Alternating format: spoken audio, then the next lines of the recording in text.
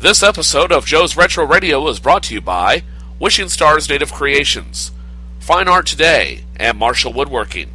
Check out these companies and many more by going to the Friends page at tinyurl.com/Gunther'sHouse or tinyurl.com/GuntherMobile.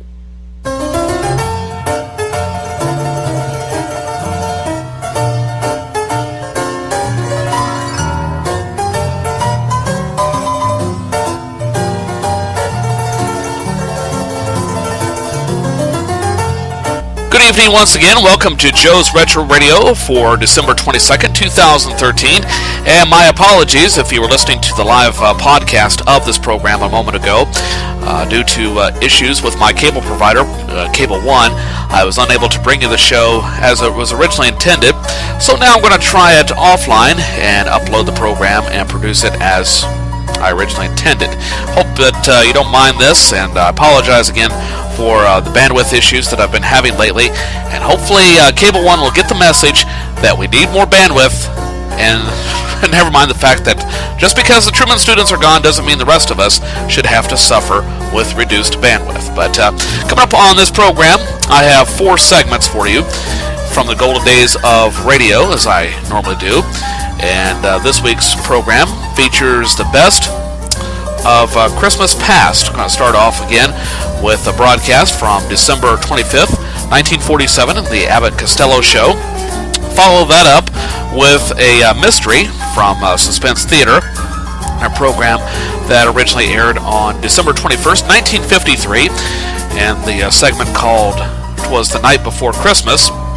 And then we're going to go back in time to a year prior to that and go back to the Old West for an episode of Gunsmoke in a broadcast that originally aired on December 20th, 1952, and then wrap it up with the Jack Benny Show, and one of my favorites from the Jack Benny Show, and a program called Last Long Moment Christmas Shopping, and a segment that aired on December 21st, 1947. So without further delay, we're going to go back to the Abbott Costello Show on this edition of Joe's Retro Radio to kick off the Christmas 2013 special.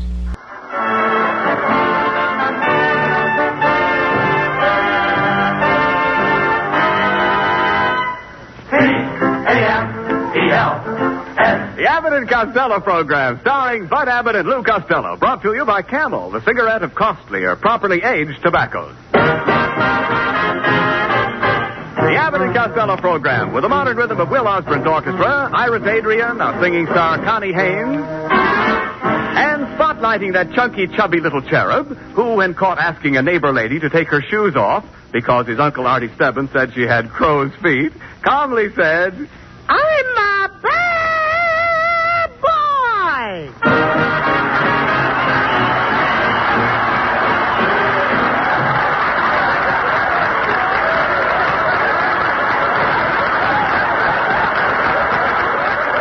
Well, Costello, where have you been? Why weren't you here fixing up the house for the party tonight? Oh, hey, Abbott, I had to get down to jail to get my landlady out. You know, Mrs. Satchel Puss? Yeah. I had to get her out on bail. What do you mean? She got arrested for shoplifting. They finally caught her. I thought she was too smart to get caught. Well, she made a mistake. She stole an alarm clock and hid it in her bustle. Well, how did they catch her? Her bustle went off at 7:15. Well, never mind your landlady. Did you send out the invitations for the party? Oh, yeah. I got them right here. Look what it says. What is it? Lou Costello invites you to a Christmas party to be held at his home, B-A-P-O-B. B-A-P-O-B? Yep. You mean RSVP? Oh, no, I mean B-A-P-O-B. Bring a pound of butter. Oh, boy, what a party I'm going to have. My Aunt May will bring her cranberry sauce. That's her specialty. Aunt Catherine will bring her plum pudding. That's her specialty. And Aunt Eva will bring her 14 children. That's a nice family. Yeah. Never mind your relatives. Look, forget about your relatives for a minute, Lou. Yeah. Did you remember to get souvenirs for everybody? Oh, souvenirs. Yes. Yeah, I'm having favors for the girls. At 12 o'clock, I'm going to turn the lights off. Oh, yeah. Any favors for the men? What do you call turning the lights off? Look, Costello, who did you invite besides your relatives? Oh, a lot of movie stars. And I invited Lana Turner. And she kissed me. Lana Turner kissed you? The smoke isn't coming out of my ears for nothing. Look, Costello, how about the tree? Did you get a tree? Did you get a tree? Oh, did I get a tree? Yeah. I got the biggest Christmas tree you ever saw. Well. I just got through putting it in the living room. You did? What a tree! It's 6 feet higher than the ceiling. Well, it's a shame to have to cut the top off. That's the way I felt about it, too. Sure. So I cut a hole in the ceiling. You cut a hole in the ceiling of our living room? Yeah, this will be the first Christmas we ever had a tree in our bathroom. Look, what kind of a tree did you get? Is it a fir? Oh, yes, it's one of those... What did you say? I said, did you get a fir? No, I got a tree. Stop this silliness. I want to see your fur. See my fur? Certainly. What am I, a silver fox? No, you dummy. I'm not talking about fur, F-U-R. The fur I mean has an eye in it. Oh, the fur has an eye in it? Yes. Just one eye? Certainly there's just one eye in fur. Must be I, J. Fox. No, look. Please, stand still when I'm talking to you. Yes, sir. I'm talking about a fir tree. Mm-hmm. Now, will you quit talking about the fur with you in it? You doesn't belong in the kind of fur I'm talking about. I doesn't belong in that kind of fur? Oh, yes, I belongs in it, but you doesn't. Why should you belong in fur if I doesn't? I happen to look better in fur than you do. I'm prettier than you. I'm cuter than you. You bad boy. No remarks. You bad boy. Never mind. I'm trying to find out what kind of a Christmas tree you got. Look, wait a minute. Here, I've got it. What kind of bark did it have? What kind of bark? Yes. Didn't you notice the tree's bark? No, I have my earmuffs on. No. Bark. Oh, bark. Yes. No. Costello, the bark of the tree is the outer coat. Did the tree have a rough coat? No, but the girl who sold it to me had on a smooth sweater. No, look. No time for singing, please.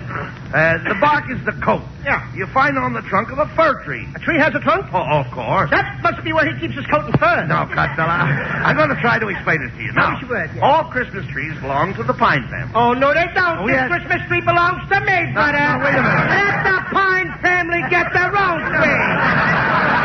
Forget the pine family, Costello. I don't think you know anything about trees. Who don't? You don't. I do. I raise my own trees. Did you seed them yourself? Did I see them? Yes, I asked you, did you seed your own trees? Yes, I seed them every day. I seed them this morning. I seed them last night. You can come over and seed them anytime you want. How can I seed them when you seeded them first? Look, Abbott, what have I got in front of my house? Trees? Did you see them? No. Did I see them? Yes. In other words, you looked at my trees, but you didn't see them. That's right. Let me smell your breath.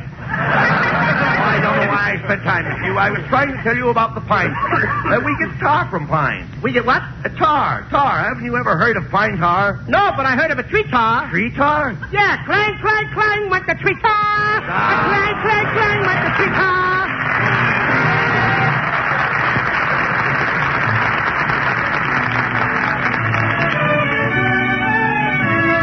As a Christmas present to her Camel fans, lovely Connie Haynes repeats the song she helped make so popular.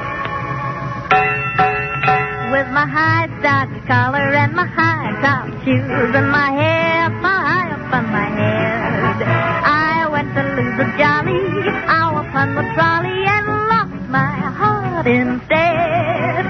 With his light brown derby and his bright green tie, he was quite the handsomest of men. I started to yen, so I counted to 10, then I counted to 10 again.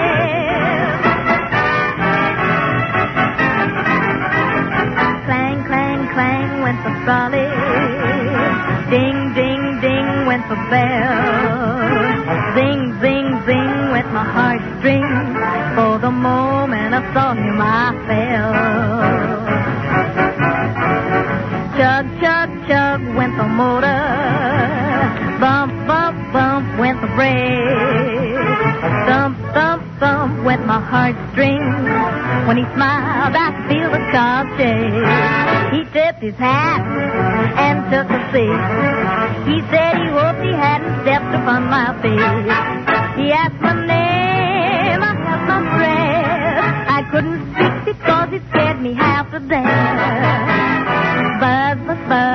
went the buzzer. Flop, flop, flop went the wheel. Stop, stop, stop went my heartstrings. As he started to leave, I took hold of his sleeve with my hand. And as if it were planned, he stayed on with me. And it was grand just to stand with his hand holding mine to the end of the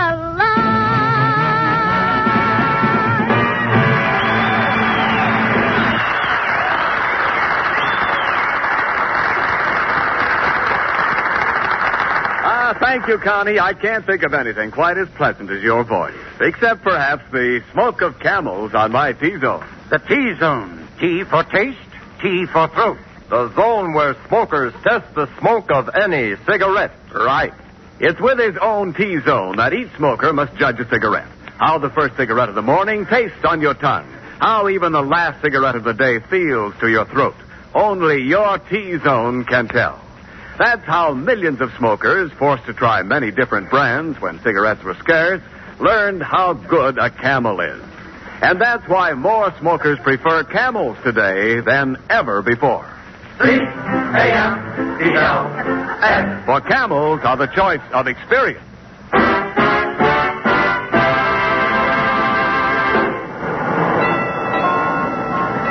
Costello, what did we have to come downtown for? Oh, I gotta get some more spaghetti, Abbott, so I can finish trimming my Christmas tree. I couldn't find any tinsel this year, so I'm trimming a tree with spaghetti. And boy, does it look beautiful. Oh, what's beautiful about trimming a tree with spaghetti? Every time I plug it in, the meatballs light up. There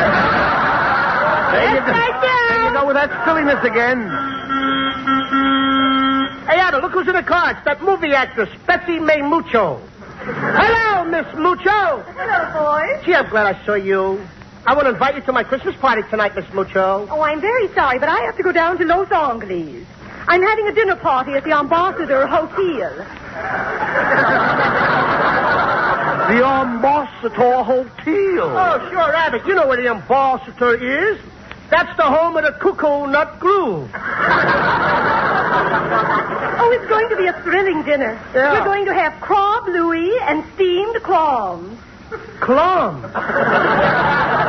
Yes, don't you just adore clams? No, I'd rather have a plate of fried oysters. Well, I must be ski-dawdling along. I beg your pardon? I must be ski-dawdling along. Oh, Well? we will say. Gesundheit. I sure knock off those Spanish words, don't I? Well, that's one turn down for your party. I don't care, Rabbit. I don't care if she don't want to come. Well, Here comes my girlfriend, Lena Genster. She'll come to my party tonight. She's madly in love with me. Ah, there you are, you sawed-off Boris Karloff. Standing on street corners, flirting with girls. I wasn't flirting with any girls, Lena. I'm saving myself for you. Thanks, Fatso, for saving so much. I've got a bone to pick with you. I put some of that perfume you gave me on my hair. wait a minute. I think it has a nice golden tint. What is it, Chanel number 5? No, Kentone number 7. Roller and all. You little worm. Please, Lena, let's be friends. I'd never desert you. I'd stand by you. I'm as solid as the rock of Gibraltar. I can believe that. You're sticking out in the Mediterranean. Look, Lena, don't talk like that. I was just going to ask you to come to my Christmas party tonight. Are you kidding? I'm going out with Van Johnson tonight. Oh, Van Johnson. You always talk about Van Johnson. Take away his blonde curly hair, and what do you got left? I don't know, but you can deliver it to my house in the morning. Goodbye. Well, there's number 2 that ain't going to come to my party Hey, tonight. Costello. Bud, isn't that Mrs. Niles getting off the streetcar? Oh, hello, Mr. Abbott. Do you always stand on street corners leaning on a trash can? Oh, that's Costello. I didn't recognize him.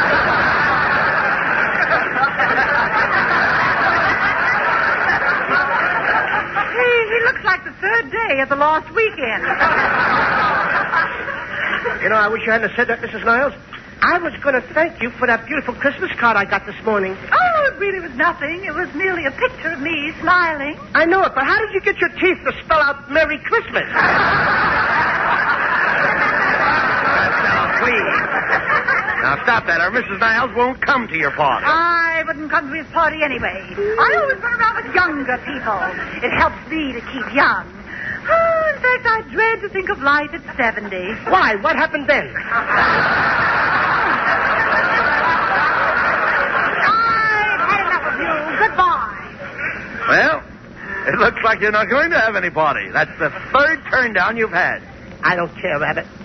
Let's go home. I'm going to call up some of my other friends. I'll get somebody to come. Here, come on, let's grab this cab. Cabby, drive us to North Hollywood. North Hollywood? What's the matter with Glendale? There's nothing wrong with Glendale. I don't live there. Oh, Glendale ain't good enough for you, huh? Go on, Costello. Say it. Glendale is a one-horse town. Glendale ain't a one-horse town. Oh, then why did I lose my job with the city street department? Go on. Go on, don't stand there. Say it. Tell people I'm not a citizen of Glendale. Go on, say I never even voted. You voted. You voted. You voted. 3 times, huh? Go on, start a rumor. Tell everybody I got paid when I voted. Melonhead, you didn't get a cent for voting. Oh, the $6 they gave me was for a dog life. Oh, now I'm a dog, huh? Tell everybody I'm a dog. Throw me a piece of liver. I wouldn't throw you my liver. What's the matter with your liver? All right, you tell me what's wrong with my liver. Get a load of this punk. Now, he wants me to go to school for 4 years, study day and night to be a doctor, just so I can tell him what's wrong with his liver. Melonhead, I don't want you to go to school. Oh, you want me to be a moron like you? Please, fellows, this is the Christmas season. Remember, peace on earth. Yeah, Melonhead, why do you have to pick on me like this? Yes, Melonhead. Haven't you ever heard of the expression, turn the other cheek? Boys, you're right. I feel sorry for everything I said here tonight, and I'd like to turn the other cheek so I can feel the humility. Costello, will you please slap me? You mean that? Yes. You mean... Oh, I slapped you before I should, didn't I? That's all right. Go ahead, slap me. Okay. Now, slap the other cheek. Here. Are you kidding? No. Yeah. Thanks, Costello. You know, nobody would ever believe that Melonhead would turn the other cheek. Costello? Yeah. Will you please write down on this paper here that I did? Oh, sure. I, Lou Costello, slapped Melonhead on both cheeks. There you are. I suppose you're going to show this to all your friends. No. I'm going to show it to my lawyer. I'll sue you for assault. I'll sue you for battery. Get me a lawyer. Get me a judge and a jury. I'll fix you. Get me out of here!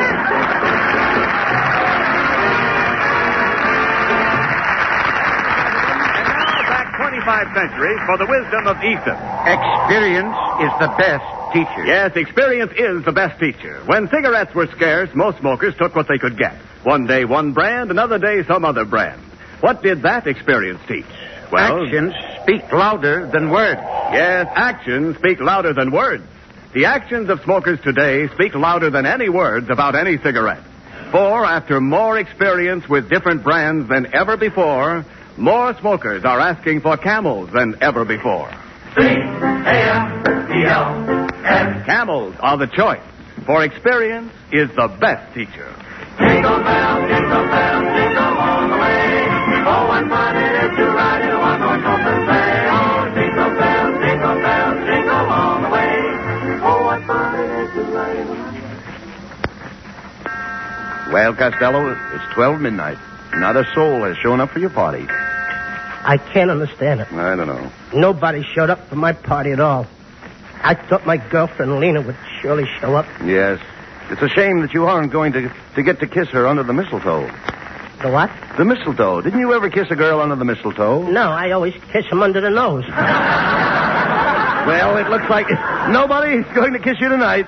Yes, Abbott. All my friends have deserted me. I'm just a failure. Ah, no, you're not, Costello. You're a big success. No, Abbott, I'm just a complete flop. No, you're not, Costello. You're a great guy. Now. No, Abbott, I'm just a sawed-off, little, ugly-looking dope. Well, don't stand there. Argue with me. Oh, stop this, Costello, please. I'm going to bed, Abbott. Good night. Wait a minute. Aren't you going to hang up your stocking? No. Santa Claus won't even come here. Now, that's wrong, Costello. Santa Claus loves everybody. He doesn't love me, Abbott. He don't. Santa Claus has never come to my house on Christmas since I was 7 years old. I was a smart aleck little kid in those days, just like some boys and girls are today. I went around saying I didn't believe in Santa Claus. If a kid come up and said he believed in Santa Claus, I used to say, you're nothing but a sissy. There ain't no Santa Claus. That's your father. But now I realize how wrong I was. I want to tell all the little boys and girls what happened to me. Let's all be children again. Let me take you back to Christmas Eve some 20 years ago. I'd been out all day playing with my friends Chowderhead Abbott and Skinny Niles. It was a beautiful Christmas Eve. Snow was falling, and you could see the lights on the Christmas trees in all the houses. I'm dreaming of a white Christmas, just like the ones we used to know.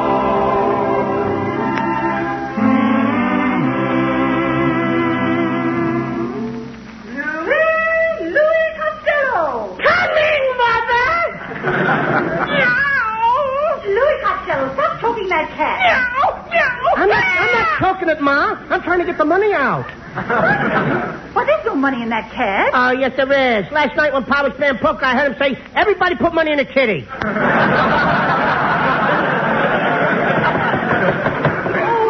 that's not for your father now. No, that was kind of a sneaky knock. It's probably the Iceman. Oh, never mind the door. I'll see who it is. You go wash your dirty face. Oh, Ma, why can't I just go up and cover the dirt with powder like you do? Merry Christmas, Costello. Why, it's the little Abbott boy and the Niles boy. We came over to tell you what Louis did. He came over to my house and asked my mother to bend her head down so he could see her horns. You snitcher. Why, Louis Costello, you naughty boy. Whatever made you think that Mrs. Abbott had horns? I heard you say that when she got dressed up, she looked like the devil.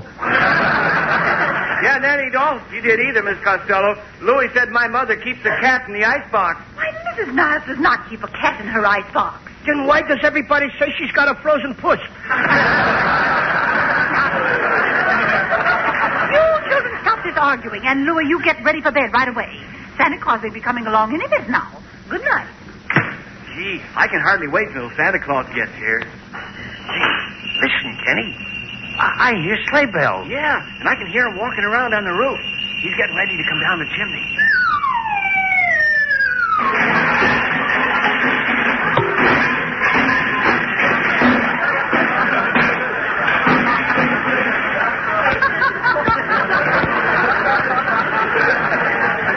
Who built that fire in the fireplace? I did. Do you realize that you gave me a hot foot? That isn't the way I planned it.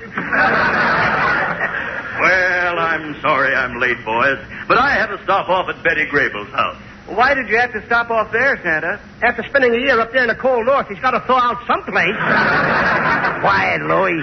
Gee, Santa Claus, I hope you brung us kids some nice presents, huh? Oh, yes, I did. I brought some nice presents for you, Buddy Abbott, and you, Kenny Niles. But as for you, Louis Costello, you've been a bad boy. You hear? A bad boy. Santa Claus, did you have lamb chops for dinner?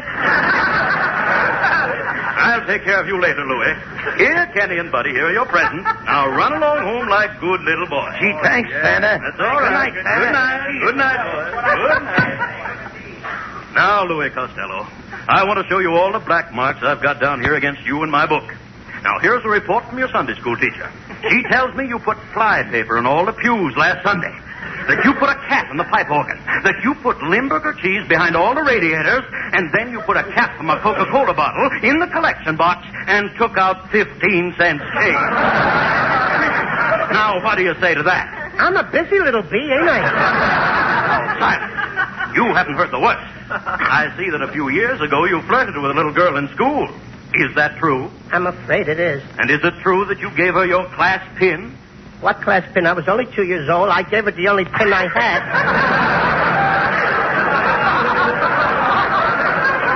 All right. Let the whole thing drop. That's what happened. And finally, Louis, the biggest black mark against you is that you've got a book under your mattress. Yes, sir. Santa Claus, it's only a book about how to make tea the right color. How to make tea the right color? What's the name of it? Forever Amber. Well, I guess that settles it, Louis. I'm afraid there's nothing I can leave you for Christmas. Nothing? You mean just plain zero? That's right, Louis. Maybe someday, when you've learned to behave yourself, I may come back again. Well, good night. Gee, I guess I'm just the kind of a boy my mother don't want me to associate with. Nobody likes me. Even Santa Claus can't stand me. Buddy Abbott and Kenny Niles both got presents, but I didn't get nothing. I'm going to write a letter to my mom and my pop, and then I'm going to run away from here. Dear Mom and Pop, when you read this, I will be thousands of miles away. Don't ever look for me because you're not going to find me. I'm never coming back.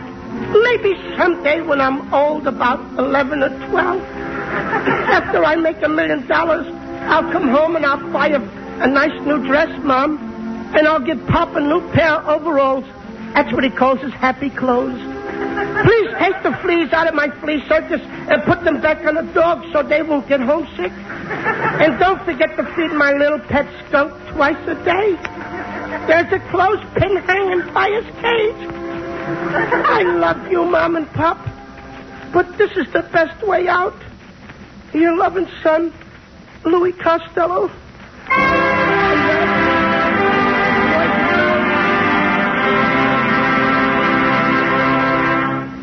Boys and girls, that happened over 20 years ago, and Santa Claus has never come back to see me to this day. Please, kiddies, take a lesson from me and be good boys and girls, so that next Monday night, Christmas Eve, you won't be waiting for Santa Claus that didn't come like I've been waiting for all these years. Oh, come, Lou. I guess we'd better go to bed. Hey, look! See Abbott! It's Lena and Connie Haynes and it's Melonhead and Ken Niles. Oh, boy!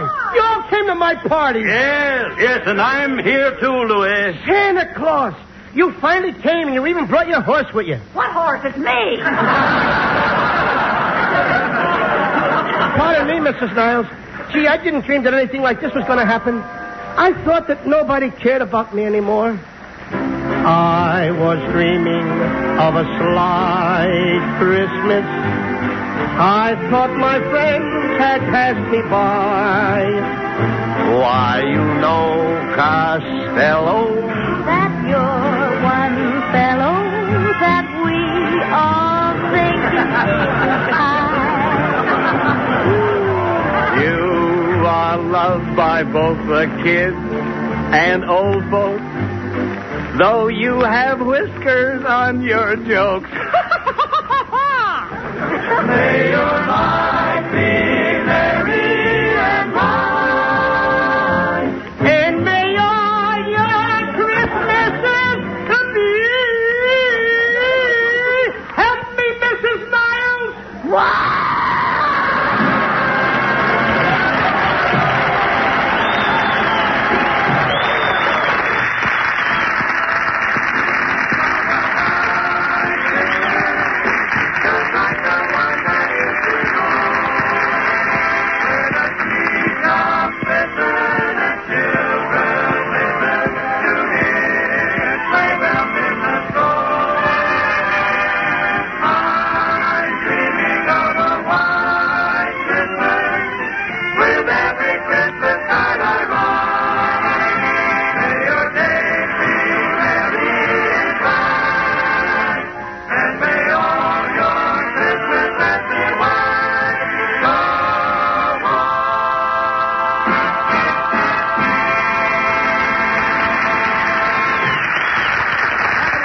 We'll be back for Camel Cigarettes in just a moment.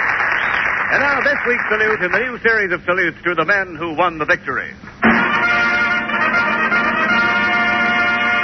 Tonight we salute the 66th, the Black Panther Division, heroes of L'Orient, Saint-Nazaire, and the Army of Occupation.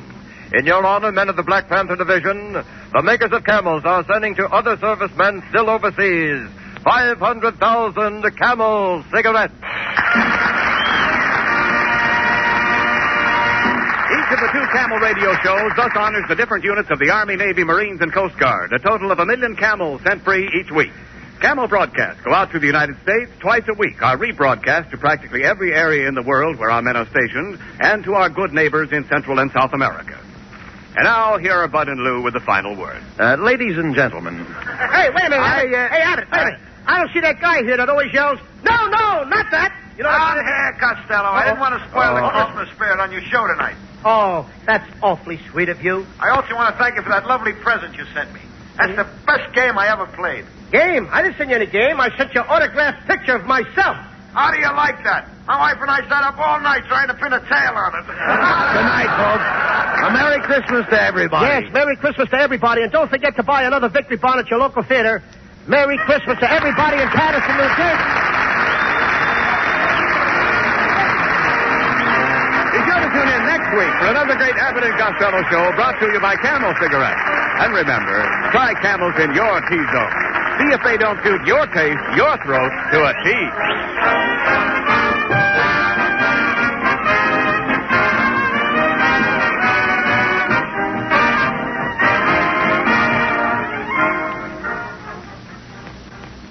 Just 4 more days till Christmas.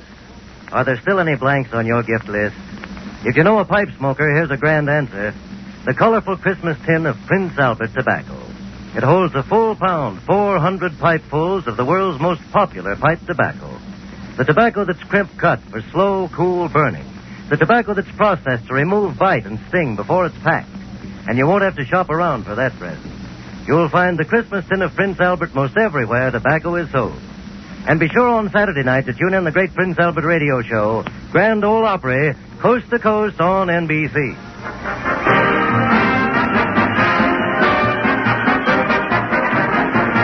The Abbott and Costello Show for Camel Cigarettes will be back at this very same time next week. Don't miss it. This is Ken Niles in Hollywood, wishing you all a pleasant good night.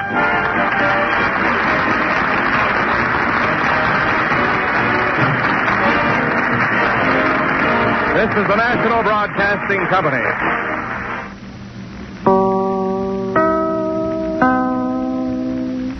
This episode of Joe's Retro Radio was brought to you by Wishing Stars Native Creations, Fine Art Today, and Marshall Woodworking. Check out these companies and many more by going to the Friends page at tinyurl.com/Gunther's House or tinyurl.com/GuntherMobile.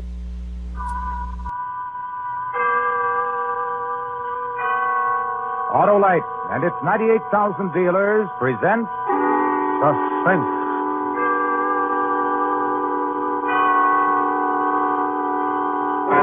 Tonight, Autolite presents a special program for this holiday season.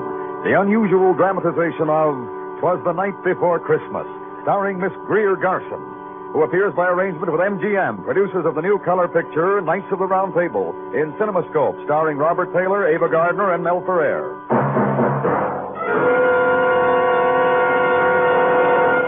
Good evening. This is Harlow Wilcox speaking for Autolite. Tonight, as a special Christmas presentation from the worldwide Autolite family, we bring you Miss Greer Garson in a story about a certain little girl on a certain Christmas Eve. And now, Autolite presents transcribed 'Twas the Night Before Christmas, hoping once again to keep you in suspense.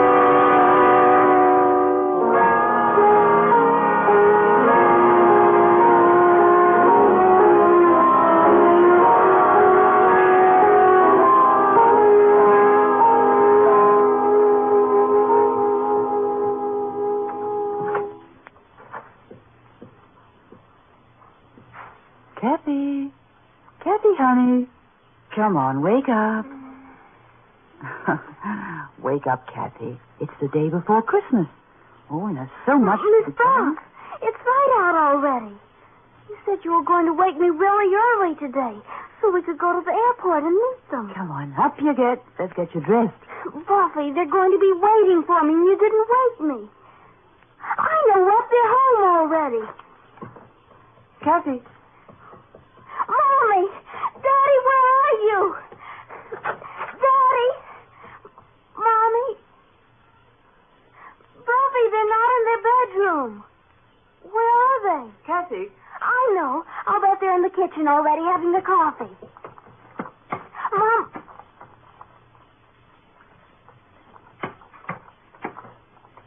Miss Buff, they're not home. I know, honey. The clock in the kitchen said 8:30. Kathy, here, put this on, dear. You told me you wanted to wear this dress today, so that's why I ironed it for you. Miss Buff. Yes, dear? Why aren't they here? Oh, they'll be here. But when I talked to Mommy on the telephone yesterday, she said she would be here at 6 this morning. And I promised her I'd meet her at the airport, her and Daddy. I know. And Daddy said he had a surprise he was bringing for me all the way from Paris. It's 8:30, Buffy. Let's go out to the airport now. Oh, but there's so many things to do. First, you've got to get your breakfast, and we have to finish decorating the tree. And, there's so many things I want you to help me with. Everything can wait, Buffy.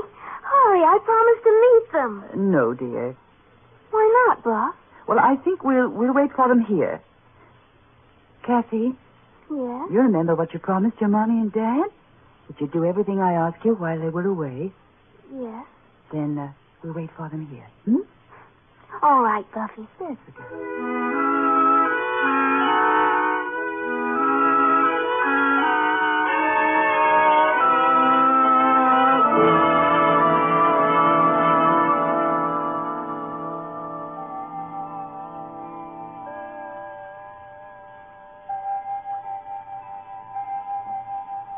It's noon, Buffy. I know. Don't you think they might have called and told us they'd be late? Oh, I'll go and make our lunch. You must be very hungry. No, I'm not. Oh, you didn't eat your breakfast, Kathy. Miss Buff, I'm not hungry. Look. Oh, look, it's snowing, honey.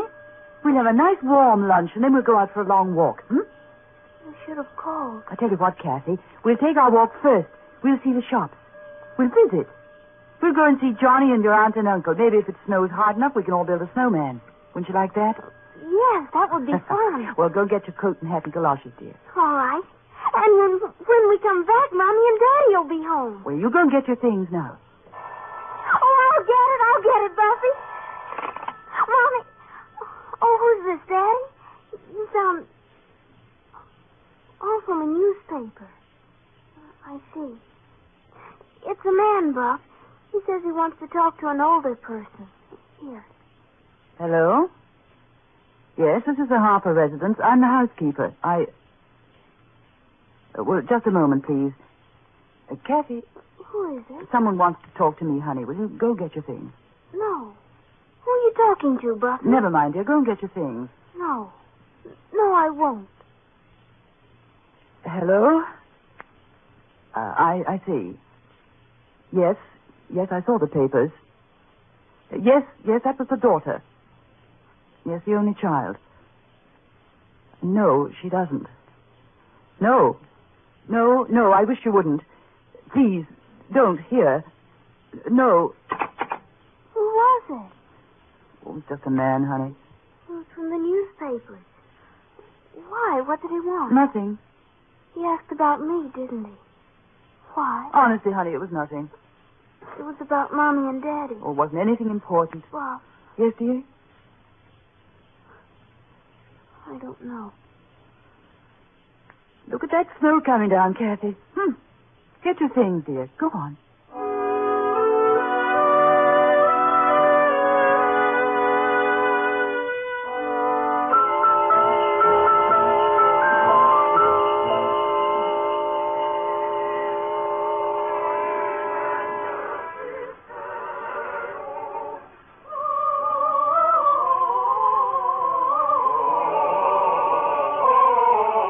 Don't they sing beautifully, Kathy? Very lovely. The street and all the decorations and the singers. It's very lovely, Miss Buff.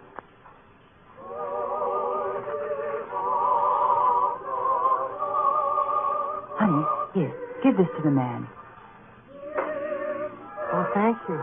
Thank you, Missy. Merry Christmas. Merry Christmas. Let's go home now. In a little while, don't you remember?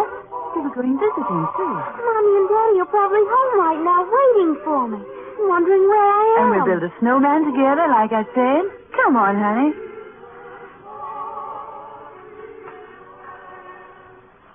I remember when I was a little girl how excited I'd get. Oh, all the wonderful things to see, the sights and the smells and the sounds. Pretty shop windows and the snow. To be a little girl at Christmas time. To be young at Christmas time. And happy and... What's the matter, Buffy?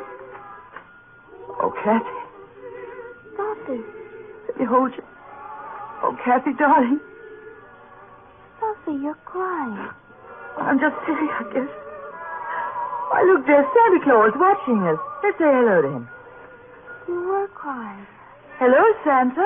Merry Christmas. Oh, Merry Christmas, little girl. Merry Christmas, Why, you're a pretty little girl. What's your name?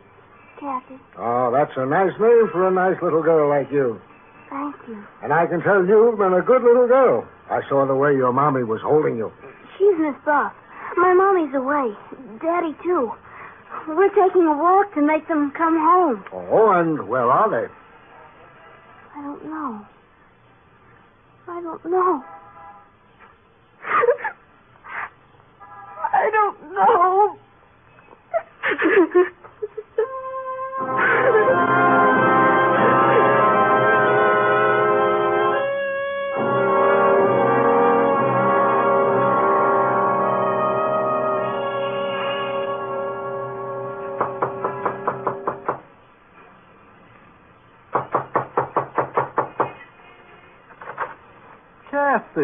Kathy, come in, darling. And Miss Buff, how are you? Come in. Mother, guess who's here? Why, Kathy and Miss Buff. Hello, Aunt Lou. Hello, Mrs. Cleveland. Take your things off. We've got a big fire in the living room. And wait till you see our Christmas tree, Kathy. I'm sure it's very beautiful. I'll bet Kathy came to see her cousin Johnny, didn't she? Yes, I did, Uncle Ted. I would like to see him very much. Do you know what that boy of mine did, Miss Buff? No. He found the train. Oh, he did? After I took so much trouble to hide them out in the garage, he found them. So, of course, I had to set them up for him. Well, it's the day before Christmas. He's in his room now, Kathy. Yes, I would like to play with the train. Of course you would. Johnny! I can't come now, Daddy. I'm busy. Kathy's here. Hey, come on out and play with my trains, Kathy. You ought to see. I got them all hitched up now. Go on, Kathy. All right. I've been on the phone since 7 this morning, Miss Buff, and there just isn't any word at all about the plane. Look! A man from the newspaper called the house. I told him to stay away. Does the child know? I think she does. What did you tell her? Nothing. How do you tell a child, Mrs. Cleveland? Look at it go! What I can't understand is why no word at all. The plane took off from Paris on time, and there was radio contact over Island, from what I could find out. But since then, nothing. You'd better tell her, John. Tell me what? Well, there was a storm over the ocean. Pretty bad storm. They said... Miss Buff, Yes, darling. I just figured out something. It's about Mommy and Daddy. Kathy. They're not coming home. They're not ever coming home.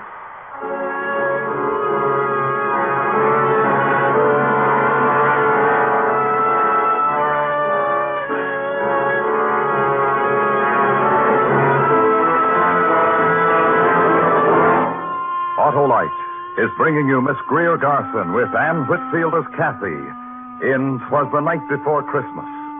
Tonight's production in radio's outstanding theater of thrills, Suspense.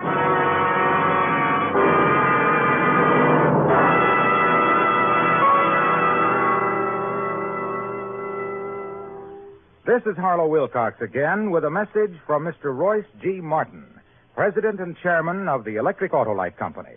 It is presented in the name of the Autolite family, which includes some 30,000 Autolite men and women and their families, 18,000 people who have invested a portion of their savings in Autolite, as well as 98,000 dealers and the greatest names in the industry who use Autolite products as original equipment.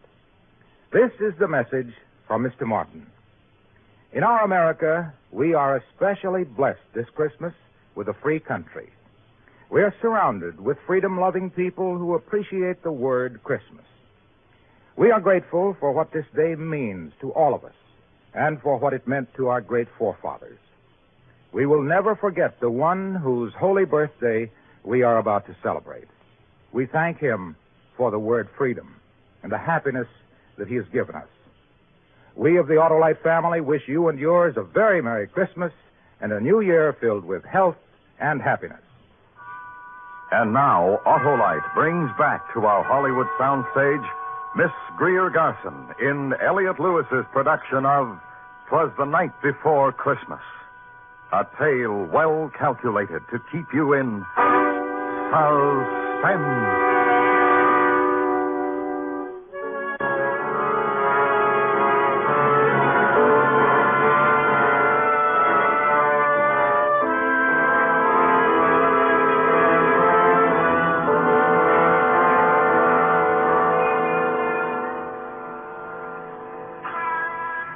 Oh, it's going to be good to get inside of the house, Kathy. Oh, look at you. You look almost like the snowman you and Johnny built. Yes, let me brush you off a bit before we go inside. There's a man there. What'd you say, darling? Right there, standing by the door. A man. Hello. Good evening, miss. Hello, little girl. Is this your house? Yes, I live here. Who are you? What do you want? Oh, then you'd be the Harper's little girl, wouldn't you? Yes. I asked you, who are you? Now, don't worry about it, ma'am. I just want to take a picture of the little girl. You want your picture taken, little girl? Buffy. You're the reporter I talked to this morning, aren't you? And we'll want one of you, too, ma'am. Here, get in the house, Kathy. Don't stand there, dear. Get in the house. I'll be in a moment. It's Christmas Eve, Mr. Reporter. Did you know that? Oh, now, look, ma'am, It's Christmas Eve. Where's your heart? Oh, look, you've got to understand. I talked to you on the phone. It was almost 10 hours ago, before noon. It's nighttime already. There still isn't any word about the plane. I represent a newspaper, ma'am. We've got to assume...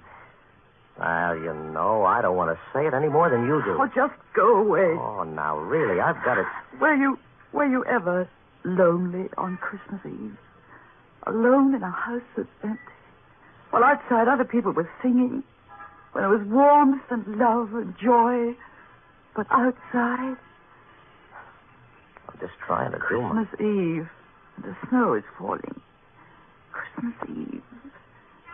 And the child is grieving. Yeah. I'm sorry. Good night.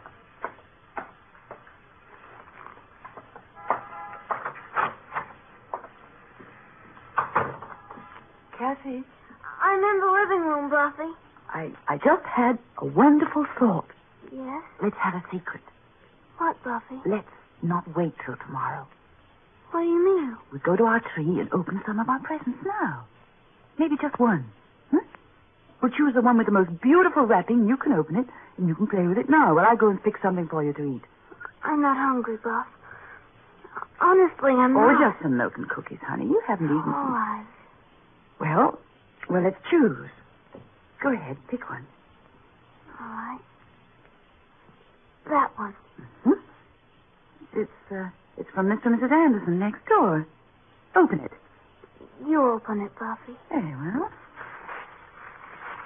Oh, look.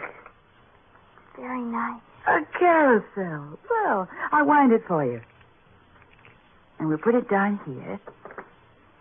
Now. Oh, that's sweet. You watch it. When it runs down, you can wind it up again. I'm going into the kitchen.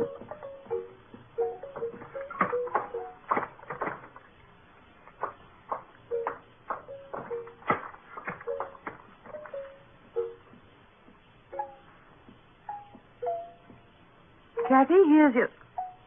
Kathy? Kathy, honey, where are you? Kathy? The milk and cookies are on the table. Kathy? Are you in your room, Kathy? Kathy? Kathy, honey? Kathy! Kathy!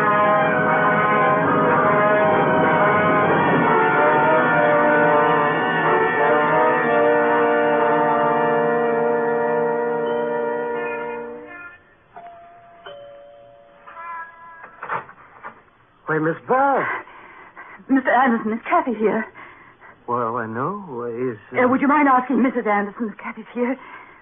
Maybe she came in through the back way. Well, Mrs. Anderson and I have been sitting in the living room for the last hour.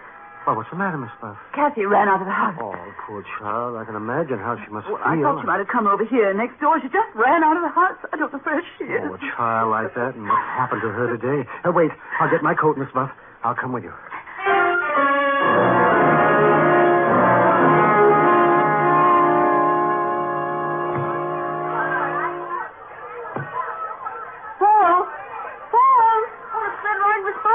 Oh, listen. Hi, Mr. Anderson. Want a ride? You can go all the way down the hill for $3. They've got it roped off. Paul, have you seen Kathy? Sure. Where is she? I don't know. Where is she, Paul? Where did she go? How am I supposed to know where she went? But you saw her, didn't you? Sure. She was running down the block. I yelled at her to come on over, but she kept running. Which way, Paul? Down there, I guess. Where the stores are. Thank you. Sure. Merry Christmas, Mr. Anderson. Merry Christmas, Miss Buff. Hey, what?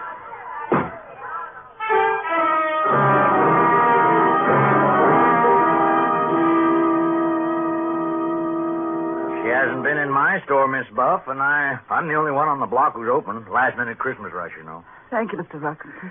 Say, now, that kid and what happened to that plane today, I'd sure let the police know she was missing. I think he's right, Miss Buff. Call them, please. Call them. Oh, use this phone, Mr. Anderson. Thank you.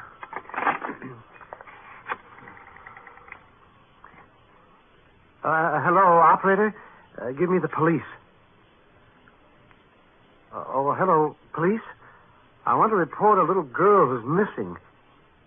Kathy Harper. Well, she's got blonde hair and blue eyes. Wait a second. I'll find out.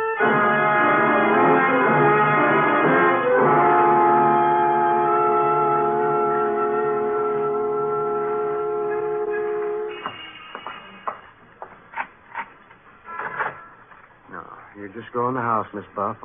I'm sure they'll find her. It's 10 o'clock. They've been looking for 3 hours. Oh, they have ways. They'll find her. We waited in that station house. All the policemen who phoned in. None of them. Well, you just go in the house. Now, I'll send Mrs. Anderson over. No, really. I'd rather you wouldn't. Well. Good night, Mr. Anderson. Thank you.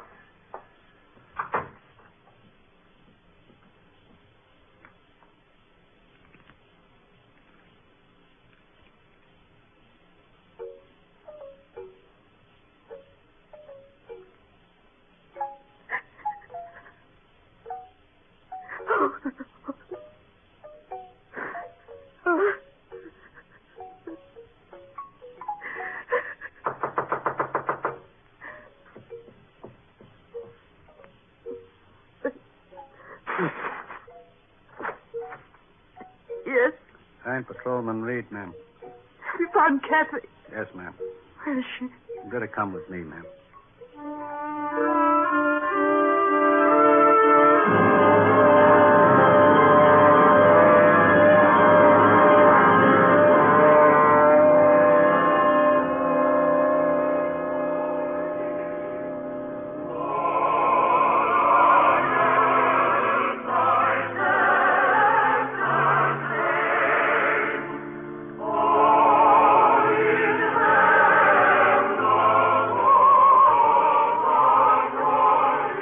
There she is, ma'am, in the second pew.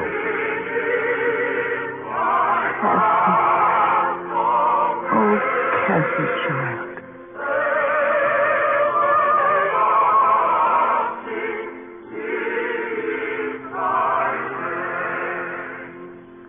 Christmas Eve. Church should have been the first place they should have looked for that kid.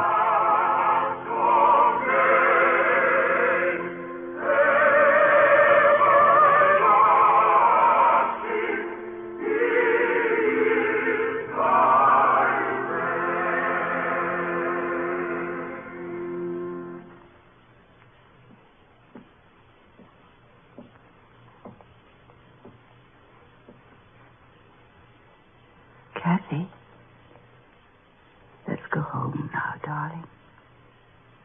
All right.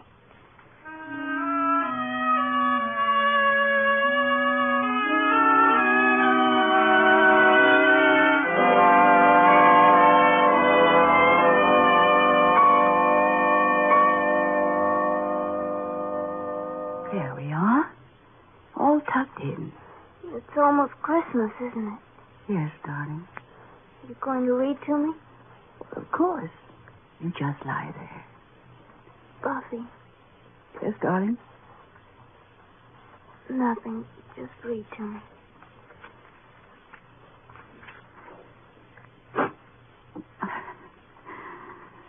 It was the night before Christmas when all through the house Not a creature was stirring. Not even the mouse. The stockings were hung by the chimney with care, in hopes that St. Nicholas soon would be there. The children were nestled all snug in their beds, while visions of sugar plums danced in their heads. And Mamma in her kerchief and I in my cap had just settled down for a long winter's nap. When out on the lawn there arose such a clatter, I sprang from my bed to see what was the matter. Way to the window I flew like a flash, tore open the shutters and threw open the sash. The moon on the breast of the new fallen snow gave a luster of midday to objects below. When what to my wondering eyes should appear but a miniature sleigh and 8 tiny reindeer with a little old driver, so lively and quick, I knew in a moment it must be St. Nick.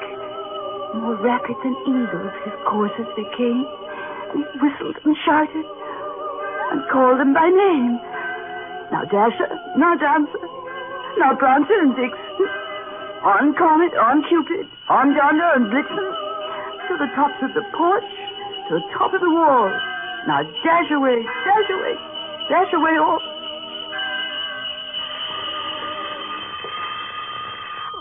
Buffy!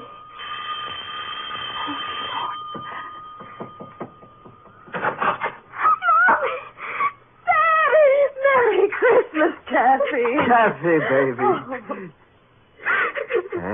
Hey, it's Christmas. We don't cry on Christmas. I thought, oh, baby. Hey, how about a big hug from me? Oh, Daddy. Ah, that's my girl. Where's Miss Buff? I was in bed. She was reading to me. In bed's the place for you. Come on, I'll carry you. Buff, it's Mommy. It's Daddy. I know, darling, I know. Hello, Buffy. Merry Christmas. Merry Christmas, Buff. We had to make an emergency landing in Newfoundland. Small field communications were shot. That storm. Yes. Let's not talk about it anymore now. Buffy was reading me a wonderful thing about the night before Christmas. Here. I'll put you in bed, Kathy. There you are. Read it to us, Buffy. Hmm? To all of us. Oh, well, I lost my place. Read it, Buffy. As dry leaves that before the wild hurricanes fly when they meet with an obstacle, mount to the sky, so up to the housetop the coursers they flew with a sleigh full of toys. And St. Nicholas, too. And then in a twinkle, I heard on the roof the prancing and pawing of each little hoof. As I drew in my head and was turning around, down the chimney, St. Nicholas came with a bound. He was dressed all in fur from his head to his foot, and his clothes were all tarnished with ashes and soot. A bundle of toys he had flung on his back and looked like a peddler just opening his pack. His eyes, how they twinkled. His dimples, how merry. His cheeks were like roses, his nose like a cherry. His droll little mouth was drawn up like a bow, and the beard on his chin was as white as the snow. The stump of a pipe he held tight in his teeth, and the smoke, it encircled his head like a wreath. He had a broad face and a little round belly that shook when he laughed like a bowl full of jelly. He was chubby and plump, a right jolly old elf, and I laughed when I saw him in spite of myself. A wink of his eye and a twist of his head soon gave me to know I had nothing to dread. He spoke not a word, but went straight to his work and filled all the stockings. He turned with a jerk and laying his finger aside of his nose and giving a nod up the chimney he rose. He sprang to his sleigh, to his team gave a whistle, and away they all flew like the down on a thistle. Then I heard him exclaim as he drove out of sight, "Happy Christmas to all, and to all a good night."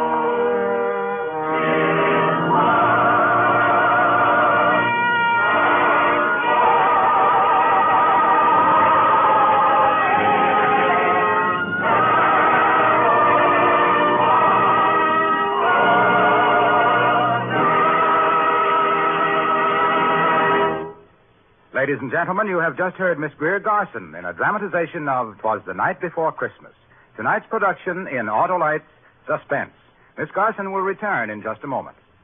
Next week on Suspense, our star will be Mr. James Mason, who, as Lord Essex, plots to capture Elizabeth's throne. It's called The Queen's Ring. Suspense is transcribed and directed by Elliot Lewis. The music composed by Lucian Morwick and conducted by Lud Gluskin. Chorus was under the direction of Roger Wagner. 'Twas the Night Before Christmas was written for Suspense by Morton Fine and David Friedkin. In tonight's story, Anne Whitfield was heard as Kathy. Featured in the cast were Harry Bartell, Irene Tedrow, Mary Lansing, Charles Calvert, Howard McNear, Herb Butterfield, Johnny McGovern, Sidney Miller, Joseph Kearns, and John Ramsey Hill. And here once again is our lovely star, Miss Garson. Harlow, thank you very much. And thank you, Anne Whitfield. While I have these few moments, may I join the Autolite family in sending holiday greetings to our friends everywhere. Merry Christmas, Harlow. Merry Christmas, Greer. Merry Christmas to all. And to all, a good night. This is the CBS Radio Network. This episode of Joe's Retro Radio is brought to you by Wishing Stars Native Creations, Fine Art Today, and Marshall Woodworking. Check out these companies and many more by going to the Friends page at tinyurl.com/Gunther's House or tinyurl.com/Gunther Mobile.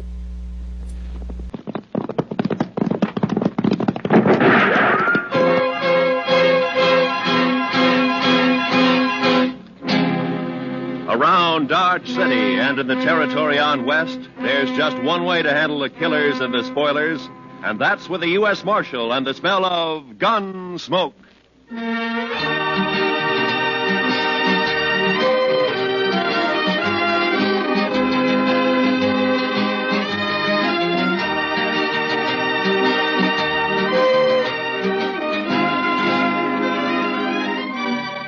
Gunsmoke, starring William Conrad. The story of the violence that moved west with young America. The story of a man who moved with it. Matt Dillon, United States Marshal.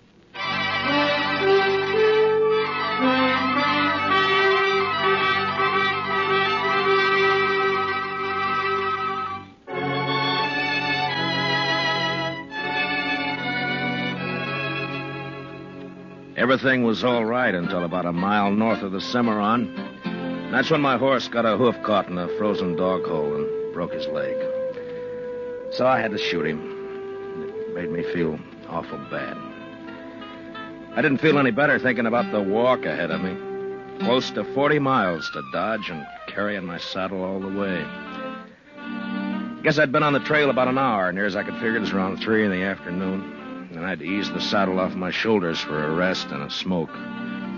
And that's when I saw the stranger riding up from the way I'd come. He was tall and thin. And his horse was taller and even thinner. Yeah, they made quite a pair.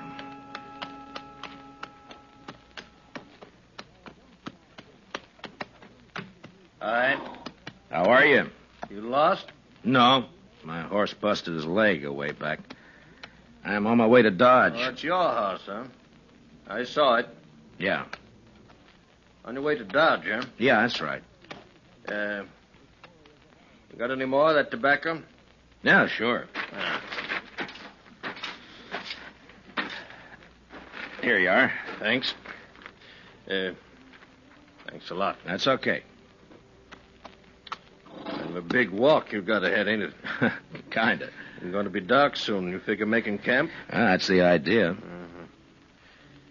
Well, it's too bad. Yeah. Do you need any food? No, thanks. I got enough.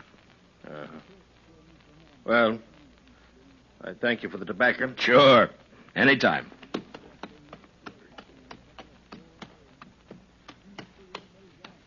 Hey. Yeah? Not saying this beast won't drop dead from the shock, but do you want to climb on behind? Save you a piece of boot leather for a while, anyway. Why, I'd be much obliged if you think that animal of yours can carry us. Well, she won't mind. Should have been dead a long time ago, except she don't know it. She don't mind. Well, okay, thanks. Here, will you hold my saddle till I get up, huh? Yeah, give it here. Yeah. Can you manage this saddle? Yeah, give it. Yeah, I got it. Yeah, let's go.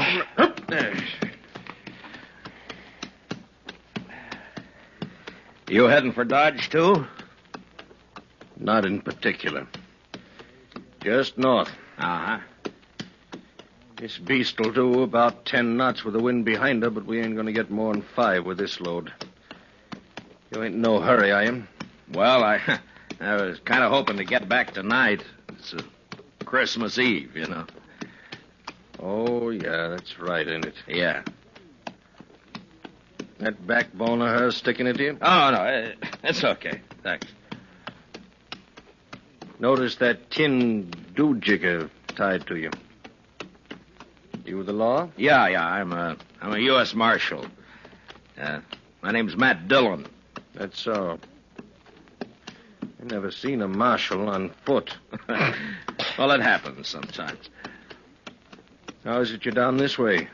Isn't it a mite off your course? So you marshal down here as well as Dodge? No, I just took a prisoner across the Cimarron into Oklahoma territory. Turned him over to the Army there. Did,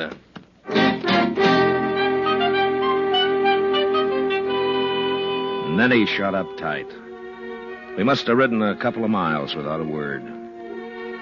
I got to thinking about Dodge and Chester, and Doc, and Kitty, and the rest of them. You know, there's something pretty special about any place at Christmas time. The backbone on the stranger's nag was just about to split me in two when he talked up. My name is Cowley. Amos Cowley.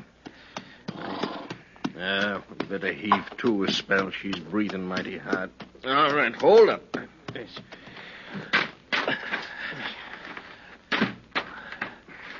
Yeah, it's getting a little chilly, isn't it? Yeah. Could I trouble you for another smoke? Oh, sure. Here you are. I thank you. Say, what's it like in Dodge? What? Dodge. What's it like? Oh, it's like any other town, I guess. Pretty big, huh? Well, yeah, I guess so. Not so big as New York, though. Oh, no, not as big as that. You know, I haven't been in a big town now for more than 10 years. Oh, is that so? No. Been down in the territories, drifting. Thought I'd move up north this time. Maybe go back east. So you're from the east, huh? Some time back. Say, what's it like? What? Well, Dodge, any town. At Christmas. Same as it used to be? Well, I guess so. What do you do? Well, it's the same as most people, I guess. What most people do at Christmas. Well, that ain't saying a lot. What are the folks like? And what does it look like? I just kind of like to know. Well, I don't know. Well, there's Front Street. That's most of Dodge right now. Of course, it's getting bigger all the time. Do you have any kids? No, I'm not married. Yeah. Kids have fun Christmas. Yeah, they do. That's certain. And Dodge, they sometimes have a party for the kids a couple of days before Christmas. Kids like that. And then everybody gets feeling good, looking forward to Christmas Eve. Like last year.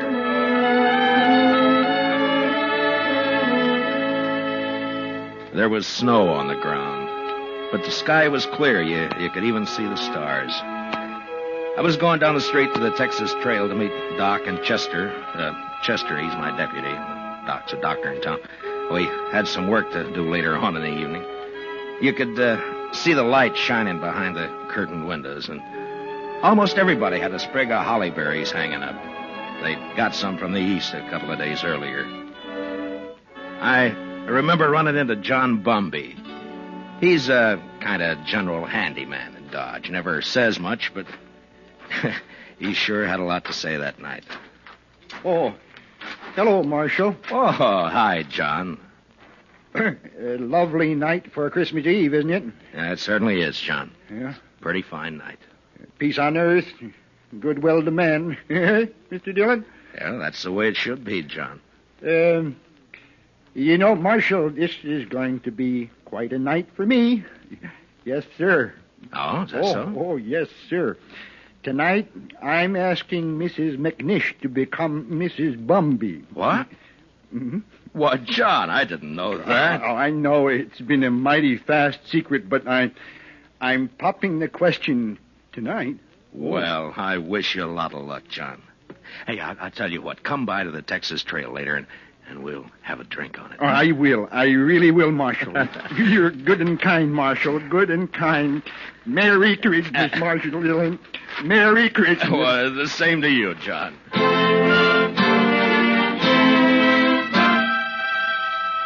That may sound kind of funny to you, but John Bumby's a good man.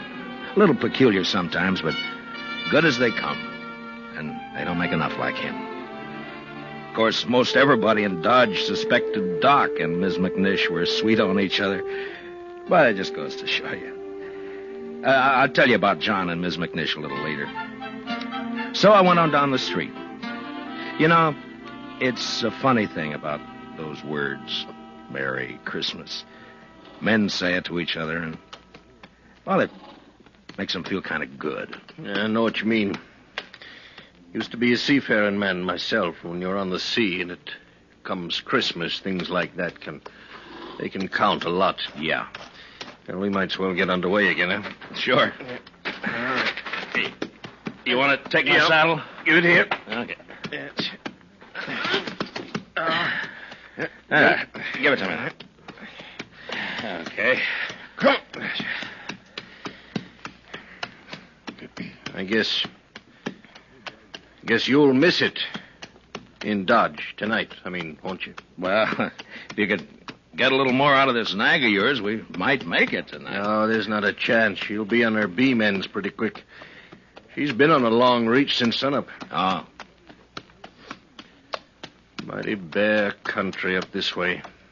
Oh, it depends on what you're used to, I suppose. Well, mighty bare where I've been, too. It's not like the sea. That's always different.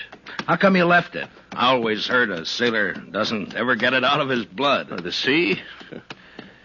I guess you can get it out of your blood, all right. You got the right reason you can. Yeah, I guess so. Hey, you trying to get something out of me? Well, no. Get what? I would just remark. You want to ride with me? I don't want any talk about the sea. Well, you brought it up. Get it.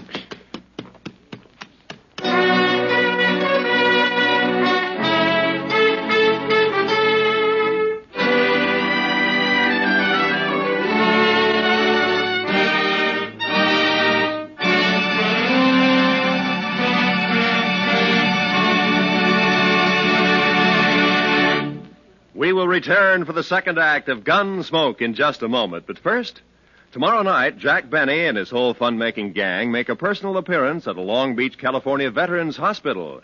It's going to be a Christmas they'll never forget, as Benny and the bunch cut loose while they assist the folks at the hospital in trimming their Christmas tree. Be sure to join the fun tomorrow night on CBS Radio, when it's Jack Benny time all across America. Now for the second act of Gunsmoke.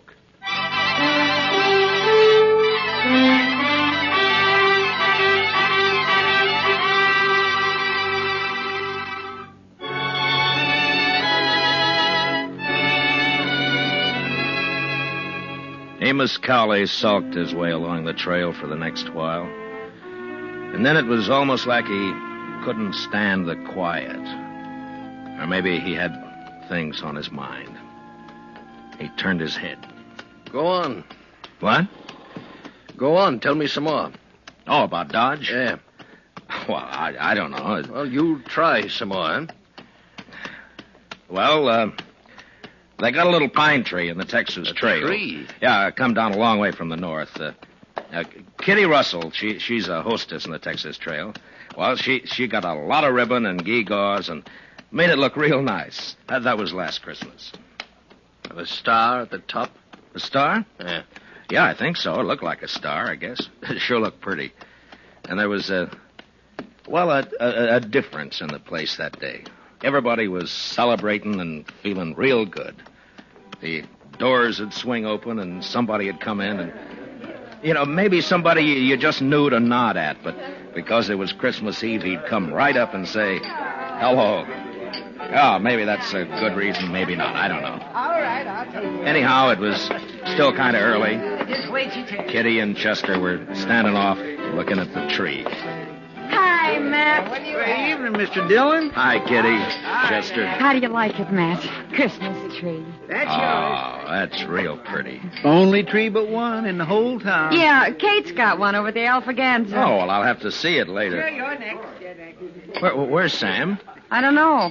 Maybe he started celebrating too soon. Oh. Doc's taking over the bar. Yeah, that's right. You want a drink, Kitty? Sure. Oh, right away. I'll get you a drink. You haven't forgotten anything, have you, Mr. Dillon? Forgotten? What, Chester? There. What did I tell you, Miss Kitty? I knew just as sure as my nose that you forgot. That. No. I hadn't forgotten. Oh, well, I thought as soon as I get Sam sober enough to take care of the customers, we could go on over to Doc's like we planned. Sure, we'll do that, Chester. Here you are, Matt. Thanks, Doc. Well, it's still snowing out? No, it stopped. Where are you going, Kitty? All right. Just want to look outside.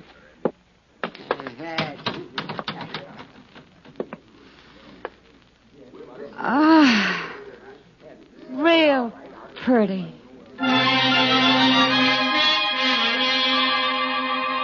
Man thinks of a lot of funny things that don't mean much. Kitty standing at the door, sniffing the cold air, and the warmth inside, and the whiskey in me. It was a good feeling. And then Chester and I decided to take a bottle over to Mr. Hightower. He's the telegraph operator over at the depot. He runs a printing shop on the side. Say, Mr. Dillon? Yeah, Chester. Do you mind if I stop by the church for a minute? No, I don't mind. I just feel kind of right tonight, Mr. Dillon. Figure I ought to thank somebody for it. Sure.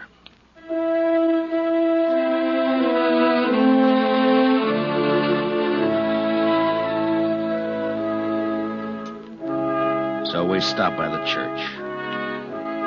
I've never been much of a man for church, I guess, but I went along with Chester. Wasn't anybody else there, just the two of us. Guess we sat for 10 minutes in that place. Chester a little way off with his head bowed. There's a lot of peace in a church. Maybe it's the quiet. Maybe it's the good that people find in there. Whatever it was, it made a man feel glad about pretty much everything.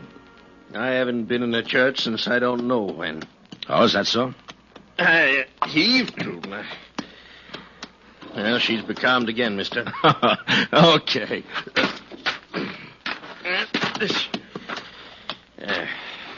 She sure wasn't built for it, I'll tell you. You ever see anything like that? She is kind of old, isn't she? I've had her going on 8 years. She hasn't changed a mite. Eats like a pig and looks like a four-legged mizzenmast. Smoke? Don't mind. Hey, what about that fella Hightower? Did you get that bottle to him? Oh, sure. Yeah, I guess it was lonely over in the depot all alone. He was glad for the company. There was a wood fire burning in the stove, but it didn't keep out the cold much.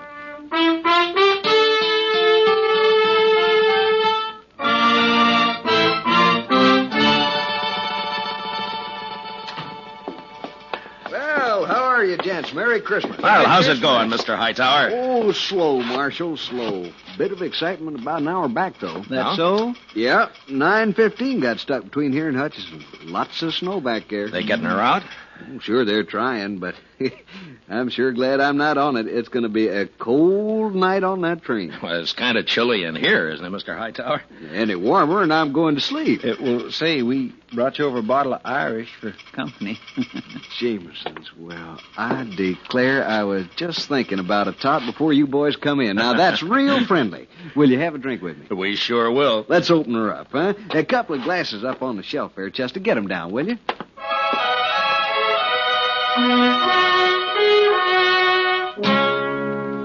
I don't know if you get an idea about the folks in Dodge or not. They're not any different than any other people, nor the town either. I guess maybe it's a pretty small place at that. The depot, the hall, a few stores, a church, Doc's office, a Texas Trail, Alafraganza, my office. Well, not much, but it's where you live, you know? Sounds all right. I lived in a town once back east. Small. I know what you mean. Well, maybe you'll be going back. Maybe. Say, the kids, they still believe in St. Nick? Oh, sure. I Mighty suppose. few kids down where I've been. Injun kids, they don't believe in St. Nick. No reason they should, I guess. I used to believe in it, you know that? Well, I guess most people did one time or another. Hey, you figure we come maybe 10 miles? Maybe. Yeah, it's getting dark. Yeah. Well, come on. You want to ride the saddle for a bit? Oh, no. That's okay. Well, then okay. We rode on, and I thought about last year, about Kitty, Doc, and Chester and me going over to Doc's place after Doc got tired at Tended Bar at the Texas Trail. It was about 1:45, and we stood around and sang Christmas carols. And I remember how it sounded that night, how it looked. The glow in the stove in the middle of the room, and the frosty windows. On a cold winter. Yeah, it was Christmas Eve, all right. Was so deep. Noel, Noel, Noel, Noel. Born is the King of Israel. Say, that was fine. That was just fine. Yes, it was. Oh, gee. Say, now, what do you say if we... Listen. Huh? Oh. Merry Christmas. Merry Christmas. Merry Christmas. Merry Christmas. You know, I feel sentimental. That's exactly what I feel. I feel sentimental. I know what you mean, Doc. I surely know. Okay, Doc. Bring 'em out.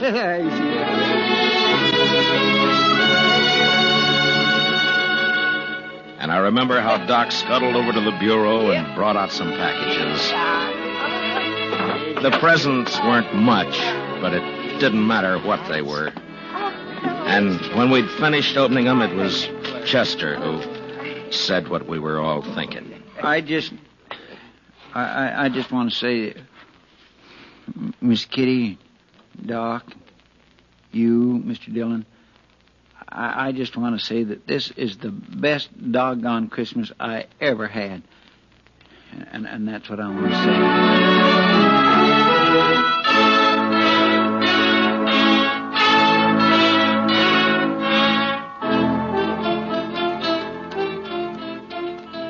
Say, you was going to tell me about that fella John was courting that woman. What was her name? Oh, yeah. Ms. McNish. That's right. Well, she said yes, and you've never seen two happier people in your whole life. Yeah, she's Ms. McNish bumpy now. Oh, that's good. You know, you might settle for a bit in Dodge, or you could get work there. Sure would be fine if you could get back tonight, wouldn't it?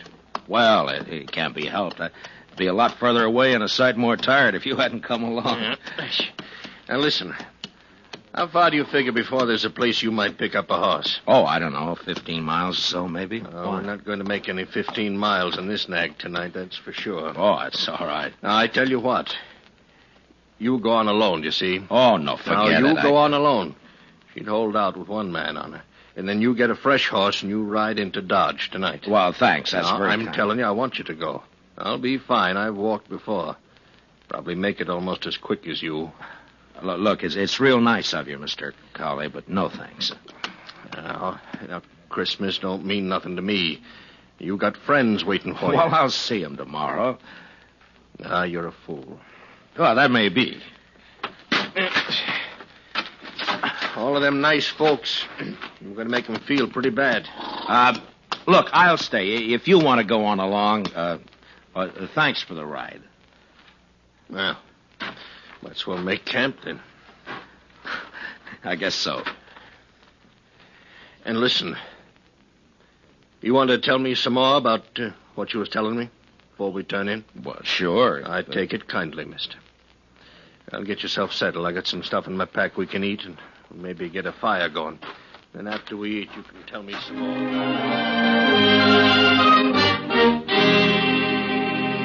We made a fire and then shared what we had for supper. He seemed to soften up after that, and we talked for a couple or 3 hours. It was like he was starved for news of people, everyday things, and just plain company. And that's how we spent Christmas Eve together out on the plain. And then when the fire was dying down and I was about ready for sleep, he said... Marshal. Yeah? I want to tell you something. I've been needing to tell it for a long time. Do you mind? Well, of course I don't mind. Well, then I'll tell you. A few years ago, I was skipper of a little schooner. Used to sail up and down the East Coast. You know, Boston, New York. Yeah. Well, one night, we hit dirty weather off New Jersey. Real dirty. Blew us off course, and we piled up on the rocks and knocked the bottom out. That's too bad. There was 18 passengers aboard, Marshal. 4 of them was kids. We never saw them again. No. And my own wife and my kid went down, too. I'm sorry. Well, no. Something must have happened to me after that. I didn't want nothing to do with ships or the sea, and I started to drift out this way. I couldn't forget, though, do you know? And I didn't want to be near folks, especially kids, to remind me, do you know? Yeah. And that's how come I've been slewing around ever since. Sure, I understand. Just kind of wanted to get it off my chest. Sure. Marshal, I'd like to ride into Dodge with you tomorrow. You think I might meet some of them folks you was telling about? Why? I don't see why not. That'd be all right. Maybe I wouldn't need to drift no more. Maybe I could, drop anchor, do you know? Yeah, you might at that. Yes. Well, good night. Good night. Merry Christmas, Marshal. Merry Christmas, Mr. Cowley.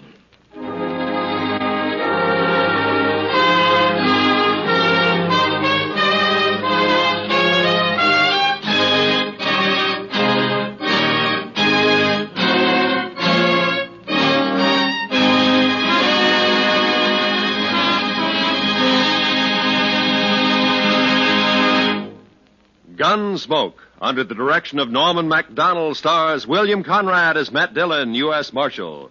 Tonight's story was specially written for Gunsmoke by Anthony Ellis, with music composed and conducted by Rex Corey. Featured in the cast were Lawrence Dobkin, with Harry Bartell and John Daner. Parley Bear as Chester, Howard McNear as Doc, and Georgia Ellis is Kitty. Gunsmoke is heard by our troops overseas through the worldwide facilities of the Armed Forces Radio Service. Join us again next week as Matt Dillon, U.S. Marshal, fights to bring law and order out of the wild violence of the West in Gunsmoke.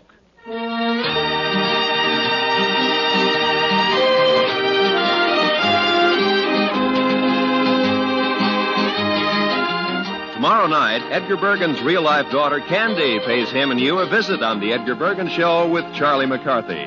Candy and Charlie hit it off fine, but Edgar has cause to regret his hasty decision to invite his 6-year-old daughter into the show, especially when she starts throwing her voice. Sounds like fun tomorrow night on most of these same stations when CBS Radio presents The Edgar Bergen Show with Charlie McCarthy. This is Roy Rowan speaking. And remember, Eve Arden as our Miss Brooks teaches you how to laugh every Sunday on the CBS Radio Network.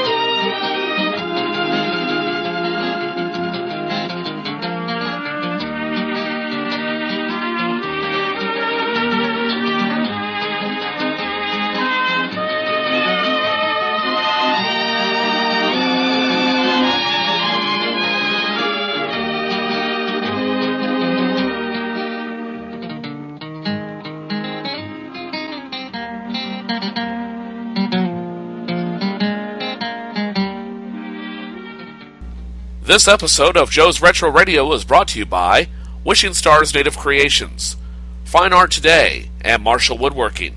Check out these companies and many more by going to the Friends page at tinyurl.com/Gunther's House or tinyurl.com/GuntherMobile.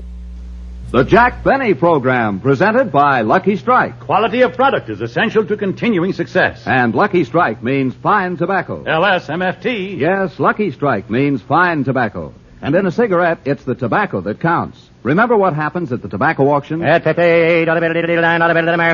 market after market, independent tobacco experts can see the makers of Lucky Strike consistently select and buy that fine, that light, that naturally mild tobacco. American. Lucky Strike presents The Man Who Knows, the Tobacco Warehouseman. Mr. Alexander Irvin, well-known tobacco warehouseman of Reidsville, North Carolina, said recently, "For many seasons, I've seen the makers of Lucky Strike buy ripe, mellow tobacco. Fine tobacco you just can't beat for real smoking quality.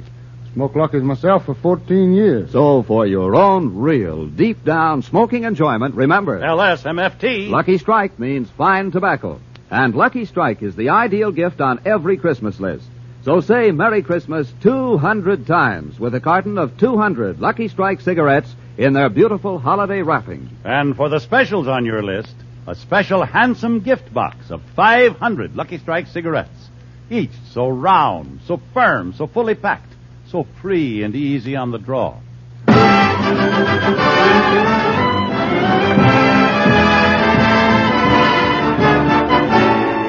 The Lucky Strike program starring Jack Benny with Mary Livingston, Phil Harris, Rochester, Dennis Day, and yours truly, Don Wilson.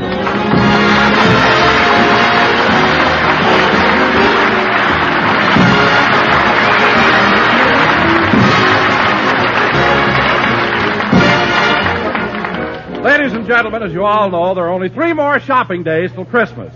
So let's pick up Jack and Rochester on their way down to do their last-minute Christmas shopping.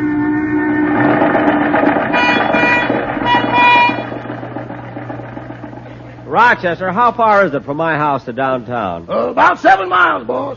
Oh, fine. We ought to be there about noon. Yeah, it's a good thing we started last night. Yeah. Gee, there sure is a lot of traffic this time of year, and I have so much to do. I better check over this list. Clark Gable, 6 shirts. Barbara Stanwyck, 12 initial handkerchiefs. Gary Cooper, 2 pair of silk pajamas. Claudette Colbert, a lace negligee. Rochester, I hope we can deliver these things by tomorrow. Yeah, you promised them they'd have their laundry back before Christmas.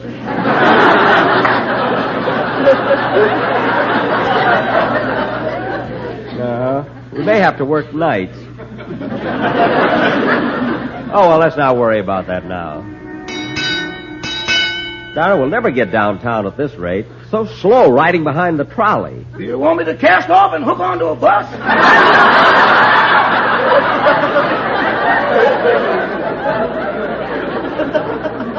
No, I can't stand those fumes. You know, Rochester, Christmas is a lot different now than it was years ago. I remember one Christmas Eve when I was a kid. The ground was covered with snow, and as I looked out the window, in the distance I could see someone dressed in red. Suddenly there came a patter of hoofbeats and a knock on the door, and the door flew open, and a man said, "The British are coming."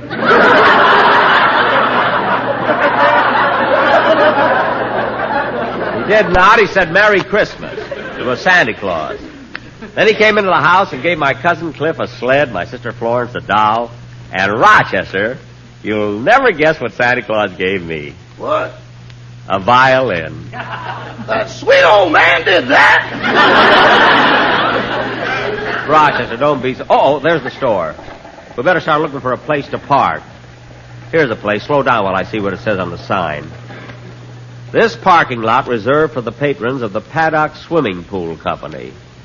1 hour free parking with each $6,000 purchase.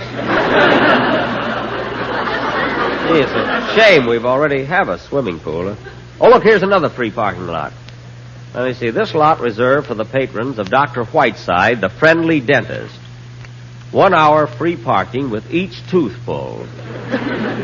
Rochester. I went last time. It's your turn now.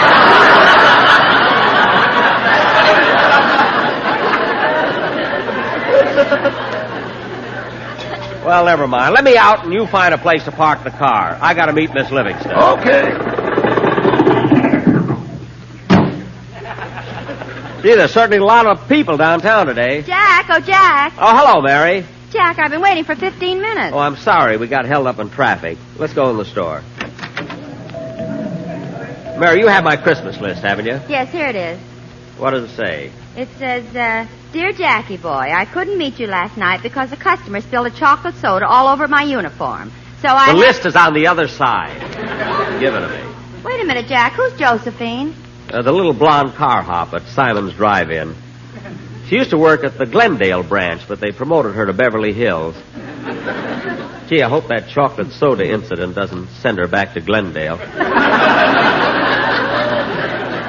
You know, she's very pretty, Mary. The Drive-In uses her pictures in all their newspaper ads. Oh, yes, I remember. She was Miss Cheeseburger of 1946. Yeah, she'd have made it this year, too, but her mustard was on crooked. Just goes to show you. Fate. A little thing like that, huh? Let me see that list, Mary. Here you are. Gee, I still have to buy a present for my old girlfriend, Gladys Abisco. I don't know what to get her. Do you think she'd like a lipstick? I don't know. She got lips. Yes. Oh, stop being so catty. I know what. I'll just send her some flowers. Now, come on. Before I do any shopping, I want to open a charge account. There's the credit department over there.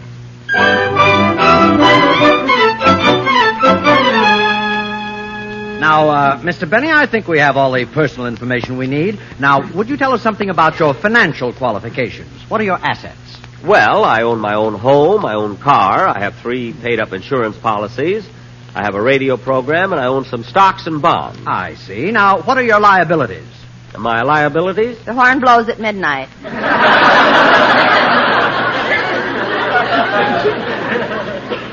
Mary. The horn blows at midnight. Oh, yes, that was a picture. Thank you. Now, Mr. Benny, in what bank do you keep your money? The Bank of America, California Bank, Security Trust Company, Farmers and Merchants Bank, Mercantile Trust Company, Security Savings Bank, First National Bank of New York, Pittsburgh Trust Company, National Bank of Commerce.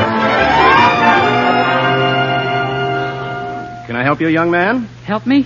Yes, you've been standing in front of this counter for 10 minutes. Oh, I'm sorry. I'm confused. Well, that's understandable. You're confused because it's Christmas time. You've got the Christmas spirit. You're doing your Christmas shopping, and you're looking at so many different things. Well, that explains why I'm confused in December, but what about the other months? Well, I wouldn't know. I'm just standing behind this counter because in a moment of enthusiasm, I sold my pants.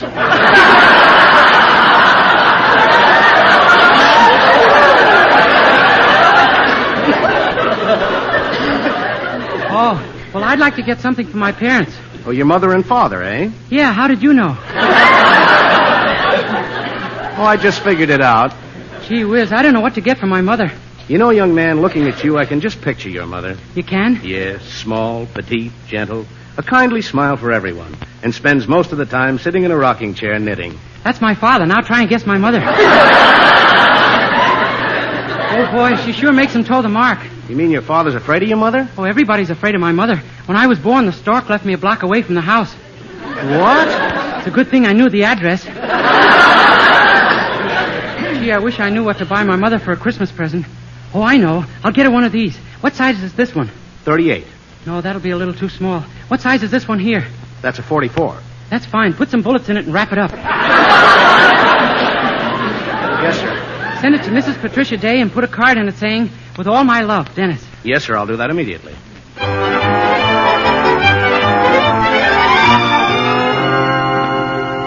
First National Bank, Bank of Manhattan, Sacramento Savings and Trust, San Francisco Bank Exchange, and the Benny Trust Company of Waukegan.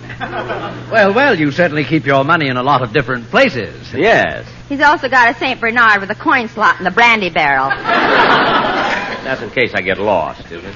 Well, Mr. Benny, as far as your credit is concerned, that's all the information we need. Thank you. Now, come on, Mary. Let's get my shopping started. Let me see that list again. There's Don, Rochester. I know what to get Dennis. He told me what he wants. And it's such a silly thing. What does he want? A bulletproof vest. Say, Mary, what would be a good thing for a 9-year-old boy? I want to get something for little Stevie Kent. Stevie Kent? Isn't he the little boy who tackled you in the football game and sprained your ankle? Uh-huh. And you're buying him a present? Mary, it was an accident. He didn't mean to do it. Then why are you suing him? I'm not suing him. I dropped the case after he paid the doctor bill. Now, come on, let's try to... Mr. Jack Benny, please report to the credit department. Oh, darn it, what do they want now? Pardon me, miss. Would you mind waiting on me, please? Why, yes, sir. What can I do for you all? Well, honey, child. You the same little gal waiting on me last year. You from Alabama, ain't you? I sure I am. Are you all from the South? Am I all from the South? Honey, when I was born, the doctor held me up by my feet and slapped me with a candied yam. Well, corn my Poland and mint my julep if it ain't little old Phil Harris. That's me, baby. They purchased Louisiana because I was in it. I don't doubt it for a minute. Now, what would you like to buy? Well, I don't know. How would y'all like to see something nice in lingerie? Now, honey, you know you shouldn't throw me a line like that. Oh, gee, Mr. Harris, you're so cute. Yeah, everybody notices it. You know, Mr. Harris, you're so much different than I pictured you to be. On the radio, you're such a braggart. You sound so conceited. That ain't nothing. Wait till I go on television. Are you all going to go on television? Honey, when a man is as good looking as I am, television ain't a luxury. It's a necessity. Now, let me see.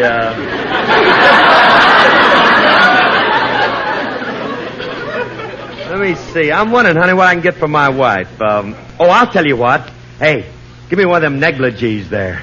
Why, yes, sir. Shall I wrap it as a gift? Yeah, and fix the package up so she can't peek into it. Seal it over with some of that scotch and soda tape. I'll have it wrapped up for you in 2 shakes of a possum's tail. Wait right here, Mr. Harris.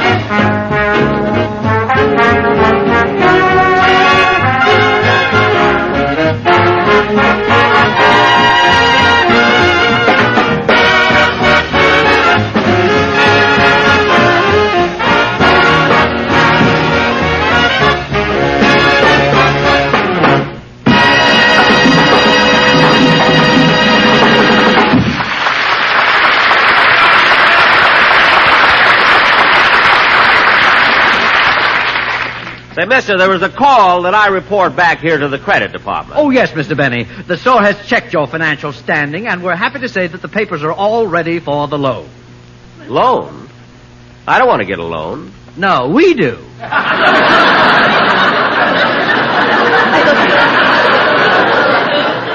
Oh. Well, how much Jack, come on. You came here to do your Christmas shopping. Oh, yes. You better call me at home, mister. Come on, Mary. I might as well buy the flowers for Gladys Zabisco first. Okay. Hiya, Jack. Huh? Oh, hello. Long time no see. That's right. Come on, Mary. Jack, who was that? Oh, he's that racetrack tout who used to hang around Santa Anita. What a guy. Come on, let's get away from him, huh? Oh, wait a minute, Jack. I want to stop the lingerie counter. I like this shade, miss. I'll take this pair of 2-thread hose. You're wrong, lady. This hose is 3 threads. Oh, no, it's 2-thread.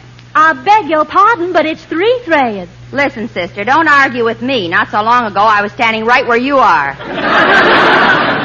Let's tell her, Mary. I don't know why I'm so fresh. She's making more money than I am. Only during the holiday season. Anyway, Mary, you don't have to buy stockings. I was going to give you a pair for Christmas. I'll buy my own. I wore the stockings you gave me last year, and everybody thought I was a nurse. Well,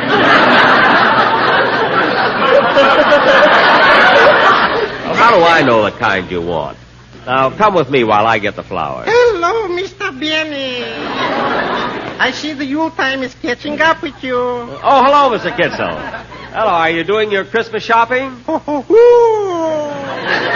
Look at these arm-loaded bundles. The things I am buying. What's in that long, thin package? This is a present I'm sending to my brother-in-law. It's a hacksaw. A hacksaw? If he gets it in time, he'll be home for Christmas.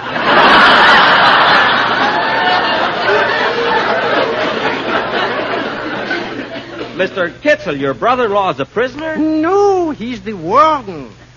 Well, if he's the warden, why does he want a hacksaw? He was playing truth or consequences with the prisoners, and he lost. Oh.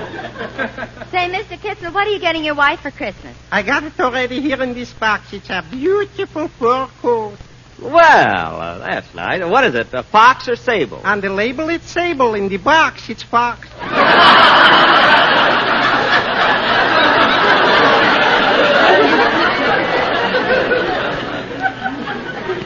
Well, don't you know what you bought? I mean, didn't you ask the salesman? For $29, I should start an argument.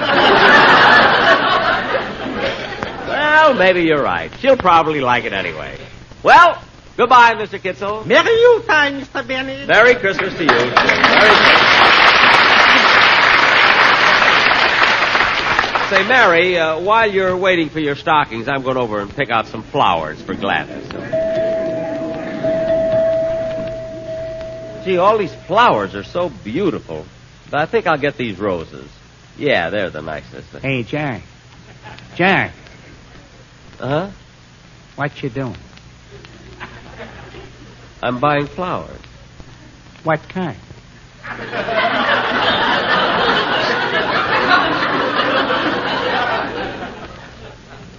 I'm buying roses.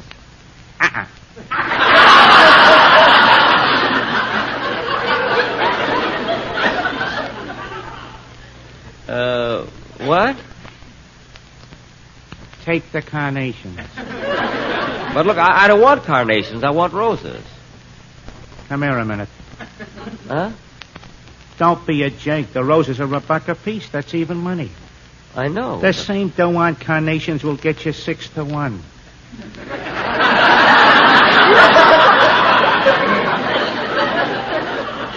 Six to 1. Don't take my word for it. Here it is in the seed catalog. Look, mister. I'll show you. Now, let's see. Poppies, gladiolas, chrysanthemums, poison ivy. Oh, that's been scratched.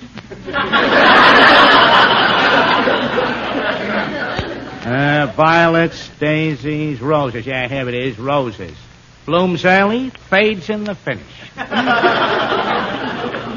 Well, look, I don't care what it says. I'm still going to buy the roses. Okay, it's your money. I wish that guy would leave me alone. Say, oh, miss! Let me see. I have my rifle, cartridges, my rod and reel and hooks. Yes, sir. Now, is there anything else you need? Oh, yes, a tent. Very well. How about this one over here? Well, that looks good. Shall I have it delivered? No, just put sleeves on it. I'll wear it home. Don! Oh, hello, Jack. Hello. Doing your last-minute shopping? Yeah, I was just going over to the perfume counter to get a present for my sister Florence. Well, Jack, before you go, I want to show you something I bought you in the toy department. I gave you something like this last year, but you broke it, remember? Oh, yeah, but Don, that was last year. I'm too old for toys But, now. Jack, this is so novel. Now, just look at it. A set of toy wooden soldiers. Now, that's not for me, believe me. Well, now, just watch what happens when I wind them up. Don, people are watching. Don, you can show it to me at home. Here it goes.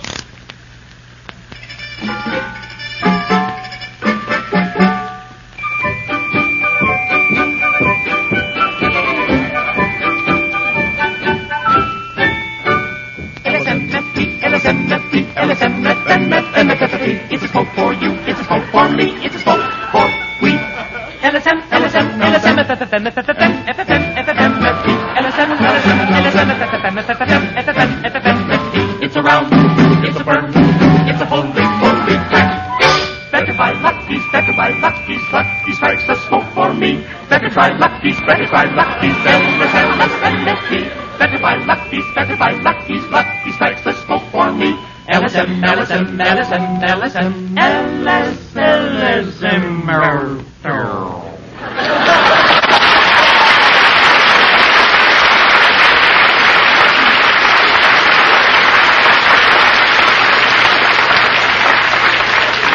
Oh, darn it, I'll have to wind them up again. Never mind, Don. Forget it. It was nice of you to think of me anyway. I'll see you later.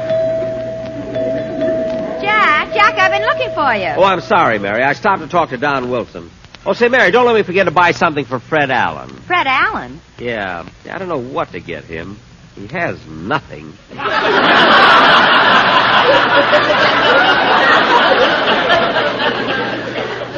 Oh, I'll buy something for my sister first. Here's the perfume counter.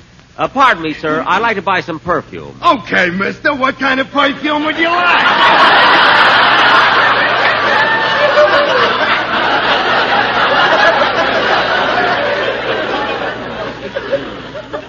Well, I don't know. What's popular right now? Well, here's something that's not too strong, yet leaves a trail of broken hearts. Oh. It's called Avec très je t'aime beaucoup, my chérie très bien. What does that mean? I don't know. I didn't take French when I was at Harvard.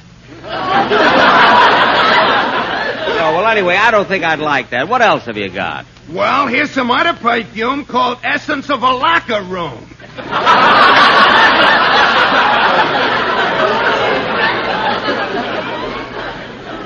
No, I don't want. Say, here's a perfume that looks nice. How much is that? 68 cents a gallon.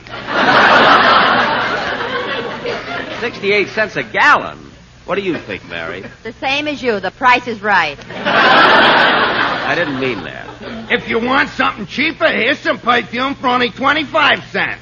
25 cents? What kind of a bottle does that come in? That don't come in no bottle. We keep it on tap. On tap? When I draw it fast, you ought to see the head on it. Well, never mind. I'll get something else.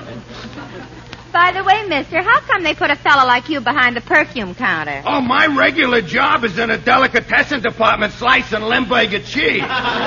Limburger cheese? Yeah, once a month they send me here to neutralize me.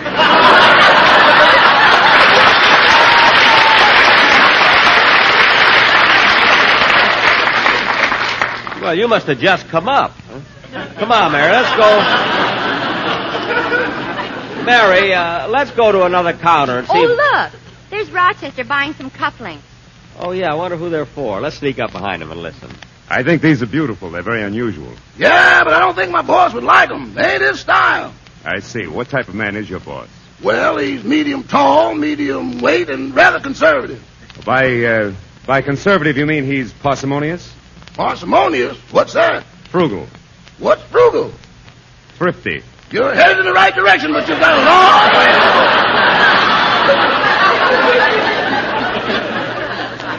If I had those cufflinks already, I'd fire them. Quiet. I want to hear this. Now, let's see. Maybe he'd like something else. Why don't you buy him a nice wallet? He ain't got no use for a wallet. Where does he keep his money? California Bank, Bank of America, Security First National Bank, and a Philco deep freeze. A Philco deep freeze? Mr. Benny likes some of his money in cold cash. Rochester! Oh, hello, boss. I didn't see you. I know you didn't, but if you're going to buy me a Christmas present, buy it. Don't discuss my personal affairs. Yes, sir. Now, come on, Mary, let's go. Oh, say, Mary, there's one thing I still have to get. What's that? A present for Don Wilson. I can get it right over here at this counter. Oh, clerk. Yes, sir? I was thinking of getting... Say, your face looks familiar. Didn't I wait on you last year? Yes, I believe you did. I was thinking of getting... Now I remember. You bought a pair of shoelaces, didn't you?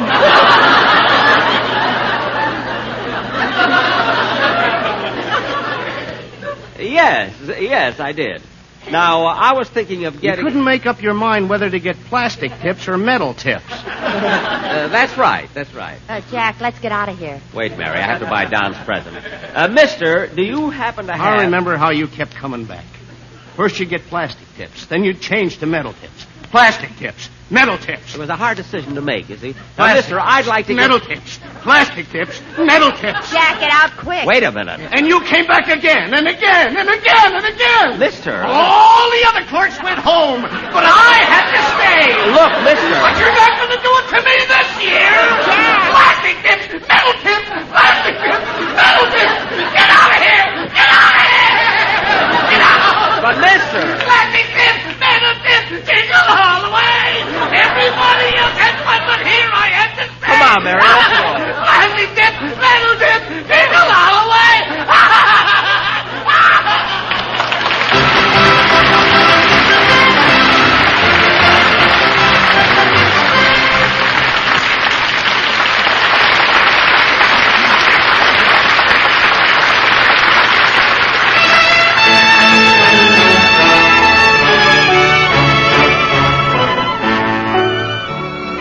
Ladies and gentlemen, since this is our Christmas show, we feel that it is fitting to close with a medley of Christmas carols sung by Dennis Day. Oh, little town of Bethlehem, how still we see thee lie above thy deep and dreamless sleep. The silent stars go by, yet in thy dark street shineth the everlasting light. The hopes and fears of all the years are met in thee tonight.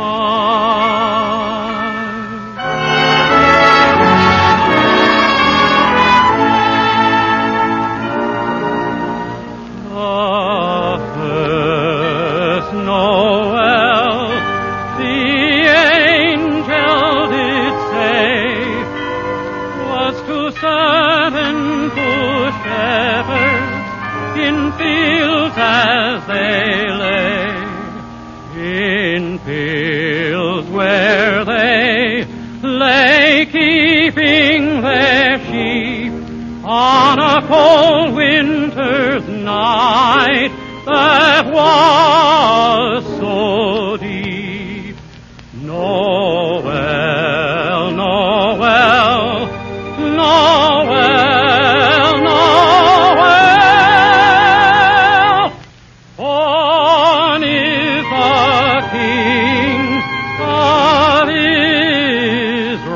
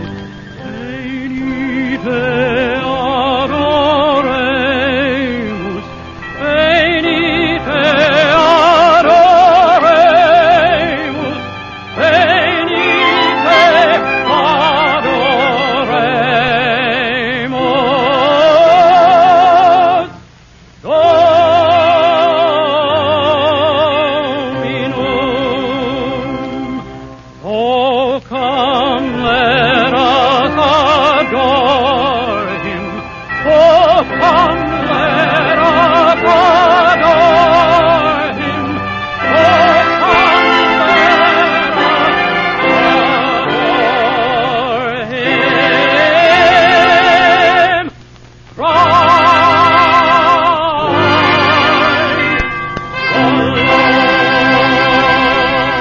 This is NBC, the national broadcasting company. Well, thanks for tuning in to this special edition of Joe's Retro Radio. I'll be back again in 2 weeks for another exciting episode. Not sure what the topic will be yet, but that will be coming in the near future. In the meantime, I wish for you, from my family to yours, a happy and Merry Christmas and a happy and prosperous New Year.